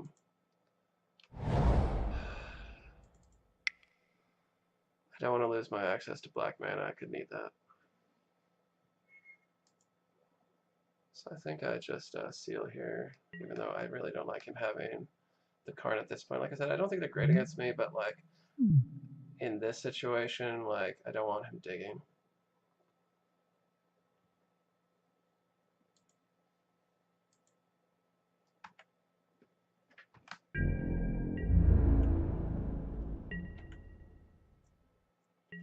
So I mean, this is a very defensive situation. Like I can't get my engine online yet, but like it's also okay. It's not like he runs hand disruption. So like I can hold on to cards in hand, like sit on the grass for a while since it did resolve. You know, it didn't, like, it came down before the Chalice, so like in this situation it's alright, because like it does hold off Rabble Master really well. It makes it awkward for the constructs.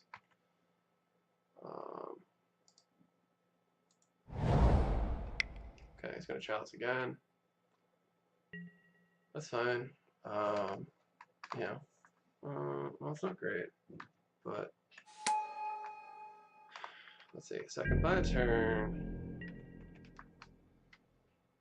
I think at this point I need to leave the Chalices be, unless I,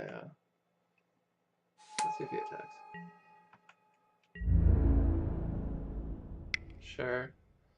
So I destroy this, and weaken his other one.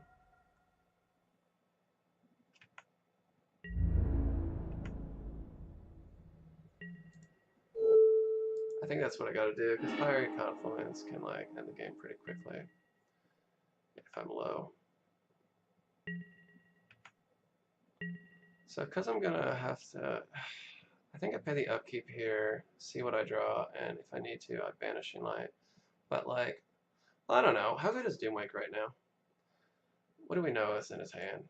We don't know anything about his hand. Kozilek's Return, okay. Well, that doesn't kill Doomwake. And then Doomwake, Like, I just need to draw a white source or green stuff. Yeah, and like his goblin has to attack into Doomwake, so I think I just Doomwake here, like while I can, because he could still have Blood Moons in. I don't want him to draw one, and then I can't Doom. I can even attack with Rex Sage into a post Doomwake board. Can't do anything dramatic. Keep on his 1 mana. Flex returns an instant. It comes 3 mana. I mean, oh, he could have double Simeon, I guess. But like, I want him to do that shit. I would love for him to Kozilek's return here. But why would he not wait till like my end step for that, right? He has double Simeon, that's great. That's a shitty hand. Nice, Wickerbow. Okay. Well, that's good too. Yeah, so like Doomwake kills whatever's incoming. Next turn I Wickerbow.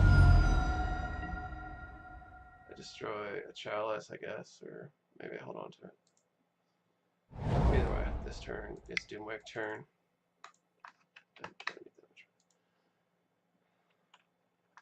Yeah, I mean, pretty saucy.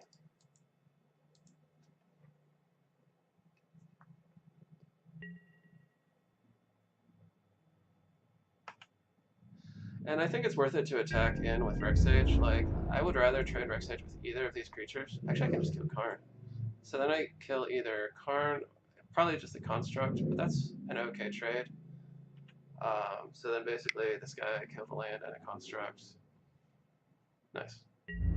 It would be debatable to go in at him. Okay, so I mean, I guess Rebel Master's just dead with Doomwake on the board, so that makes sense. But it would be worth it to and I guess like if he has another artifact, that means like Kozilek's return isn't as dead as it was. But I can next turn Wickerbow, destroy his Construct, kill his Karn. He's at a low life. That's what I was gonna say. It's like debatable because like Tim is putting him at a low life. For that reason, I guess. But if he's got a Confluence, I don't want him to have the red mana. Or like he could have a lot of double red things he can't cast right now. So the Blood Moon, I don't care about losing the Bayou. I care about him being safe from his own Ancient Tomb. But I don't want him to like, yeah.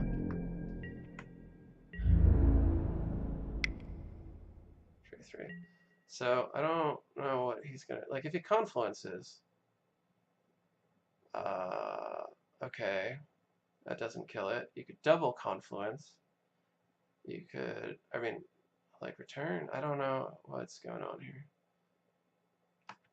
I think I block. Like obviously it's weird that he's attacking into this, but like I don't think there's a reason not to block. Like anything he could do would cost him a lot. Okay. If he Confluences, that's not a... Or is he gonna like double Confluence and like...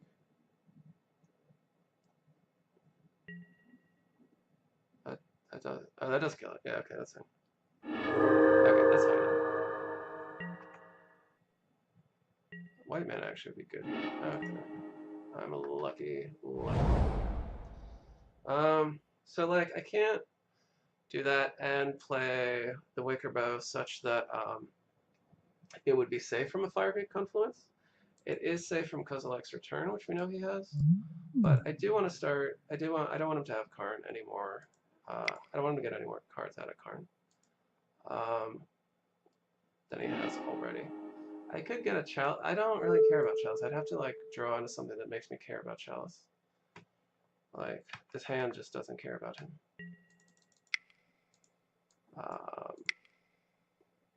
And he could have a Confluence here. But like if he has to spend another Confluence killing an Elder, that means like I'm in an okay position life point wise because that's 3 of his Confluence. Sure. This Goblin here has to attack. I kill it with Elder. It's not a great draw for him. I guess he could return if he has double guide, so I take the damage because I'm still not in Confluence range, actually. And I want to next turn, but then he's got double Goblin. I think I do block here. I mean, that's like kind of a 2-for-1. Wish I would have been anyway, but like if he has double guide, cause that's more than a 2-for-1 actually. That's oh, so this is like the only 1-mana spell I care about. Chalice, countering. Alright, so I guess I have to hold on to it for an Enchantress itself. So do I hold on to the Wicker Bow? Well, I need him as a blocker for sure. I can't attack, which is unfortunate because I want to get him down. I think I hold on for now. Like, I can always respond to a destruction, like an instant or whatever. And, like, you lose the 1/1 counter as part of the cost. So, like, they can't kill him very easily. Double Rebel Master. Now, see, that is difficult. I know, but he doesn't have haste, and he's going to make this guy attack. I can't do anything about the tokens, though. I can, maybe I'll need a fog with the confinement next turn. And this does put me in confluence range, but he's only got 2 left at most. How big does that make his Rabble Master? Shit, I need a trade. It's not good.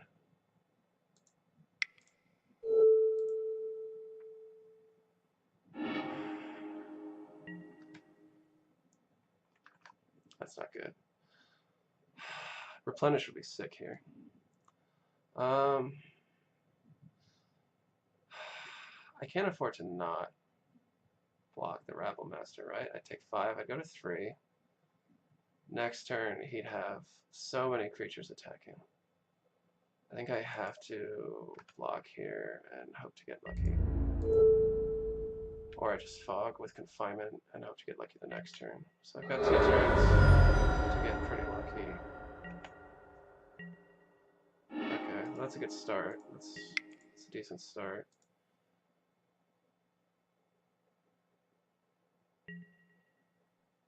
I think I lead with a confinement, because maybe if I draw a Sealed Primordium, I can actually resolve the Guile. I don't. I think I still rather have the Guile. Yeah, that's fine. I should set that to auto. Shit. I need to hurry up. I'm running out of time here.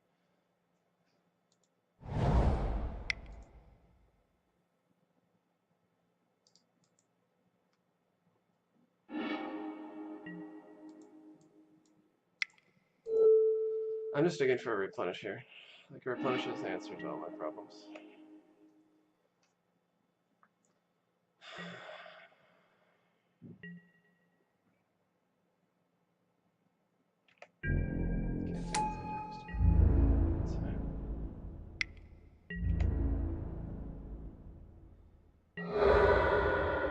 I need to hurry up. I don't have a shot for game 3. I'm probably going to be lost here.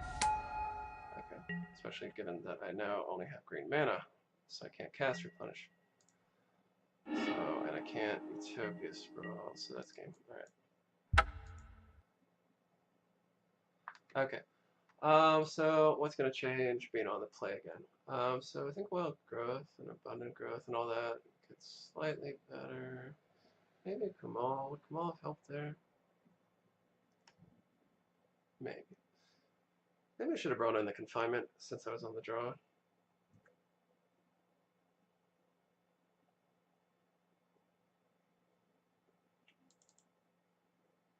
Maybe I should have it anyway.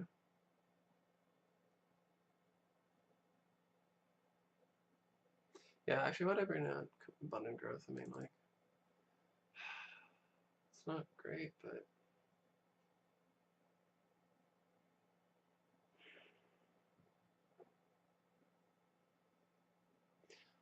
okay, I think I can take out a Presence for the same reason as Death and Taxes. They don't actually have any disruption. Actually, Argothian would probably be better. So if I do that, I got 2, 5, 6, 7, 8, 9 Enchantresses. Actually, maybe I do want the Presence. Taking out an Argothian is fine, I think, because like you want to reduce their, you have other GSC targets, and you want to reduce their like power from their sweepers, which are going to be a major factor. Now, if I take out Guttic Teague, I could still wish for it, but maybe I actually want to take out a wish because it's a little slow against them. Hmm.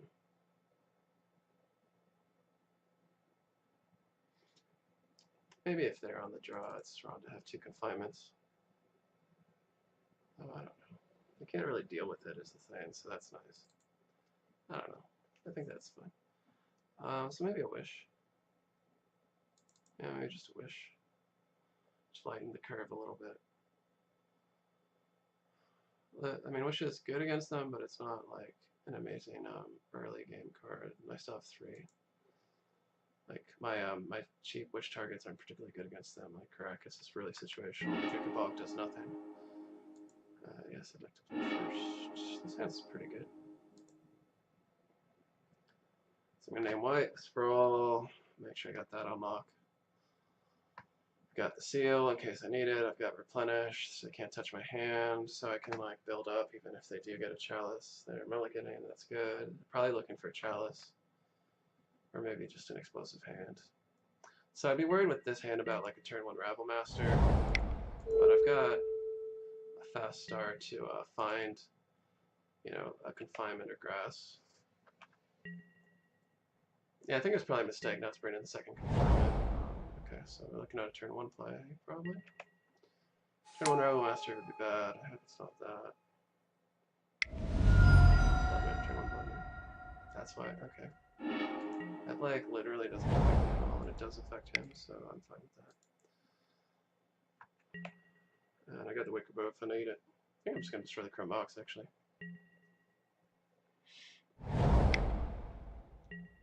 Wow, see, that is good. That's a good card against me. But I'll have my Wicker Bow next turn, so now I definitely play Wicker Bow. Like, if it trades with that guy, it's alright. I need to get rid of non-creature spells. I don't take damage off the Wicker Bow itself. If I get a turn to untap with Wicker Bow, then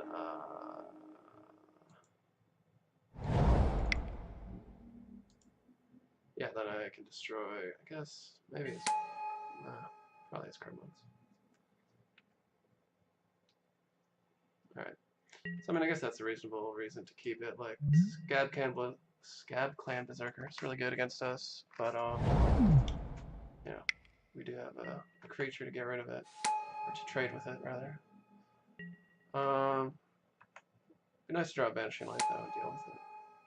And now I'm actually extra glad I brought in the second confinement, right? Because like confinement's good against us. That's the damage there.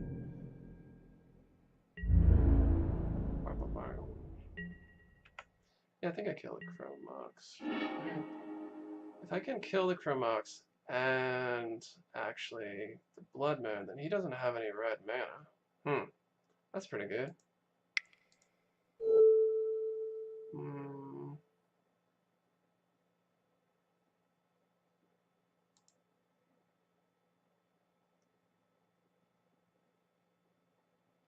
I think maybe I want to try to kill the Karn with this rather than like.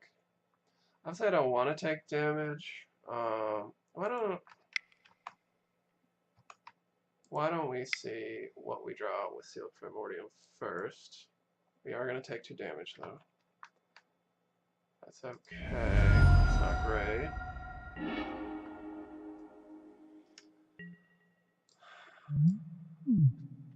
I'd like to kill this Karn. He'd have to throw the Construct in front of it.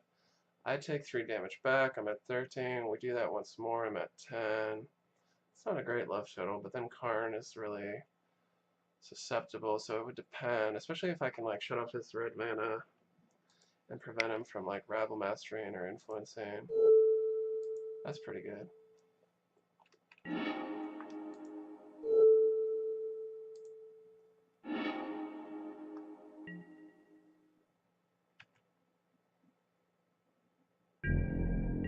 On the other hand, no, but I don't want him to draw cards off the Karn because he's at 1 card.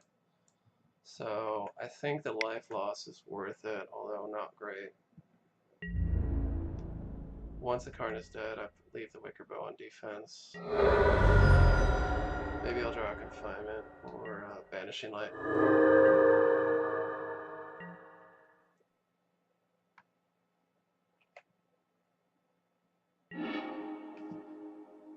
I don't want him to have the red mana, right? That was the whole theory.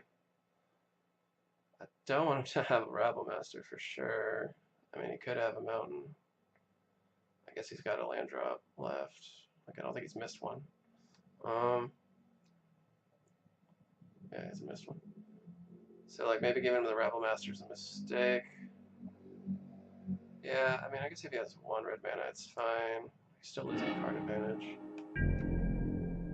It's not great. He forgot to attack me, mate. Where is he? Oh, he's really gonna die defending the card? That's best case scenario. Maybe he's gonna... Yeah, I mean, I'm gonna kill this card. Certainly for 3 damage I'll do it. Maybe he's got another card, I don't know. Let's see, shit, what can I could Green Sun Zenith for an Eidolon. Take 2 damage, then I take 3. That's not the end of the world. After that I need to be real careful though. But I do need to get another Enchantress. I don't want to get Argothian because like he doesn't have targeted removal, but he does have Fiery Confluence. Oh, I could get Gaddock. See, if I get Gaddock, I can't block with it, but I shut down a lot of his stuff except for Kozilek. And he could have let that Karn die because he's got another one in hand, and then he can't play it. So then I could just like sit on the Wicker Bow for a while and hope to draw into a Banishing Light or something. So that's actually pretty good. I can't replenish though. So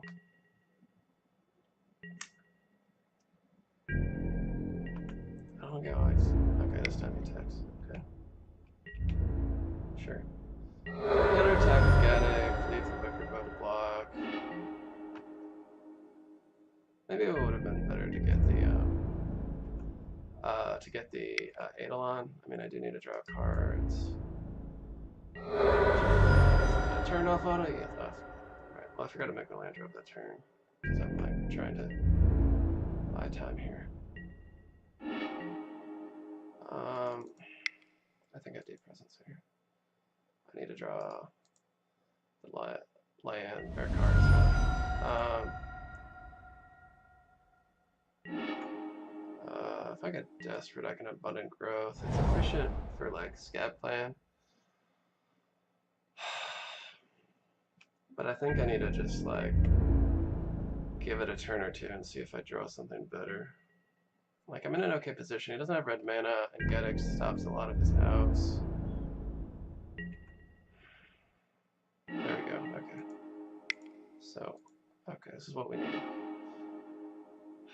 Right, we are low life though. We're in I can't use that fetch because I'll be in Fiery Confluence range if they get an answer to Gaddock. Obviously that's step 1. So like first I think I'm gonna attack. I need to watch the clock. This could theoretically go down. I could. I can't.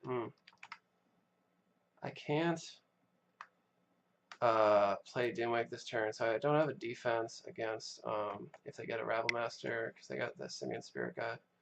So I do need to, and that 1 life total actually, that 1 life point matters. So first I do this. And I like go off a little bit.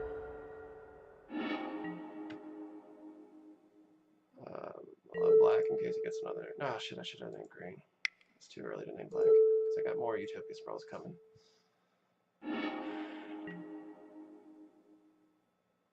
Okay, so attack, you can abundant growth of fetch land.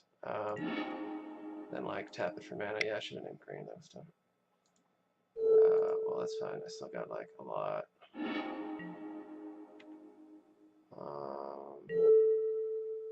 I'd really like. I got white. I got black. I got abundant growth, so I need more green. I guess I play this land even though I don't need it. Really. Well, you could have that like hasty god thing from the Egyptian set. What do I discard here? I have replenish, but I can't cast it, so I'll just I can cast cycle. I don't really need a green sun, so I need to just like Living Wish and finish this quickly.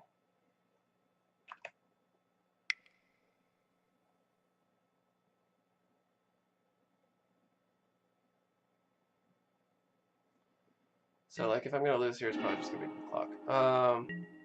Okay, so here I do have Doomwake. So I think I'll just like go off a bit first. Hope to draw into a Sanctum.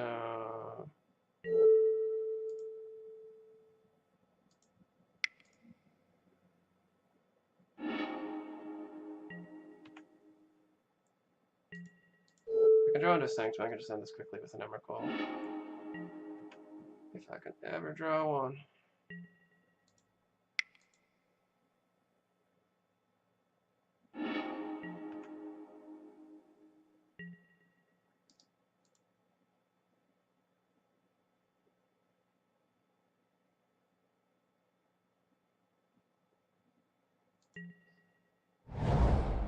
Okay, now I've got the confinement.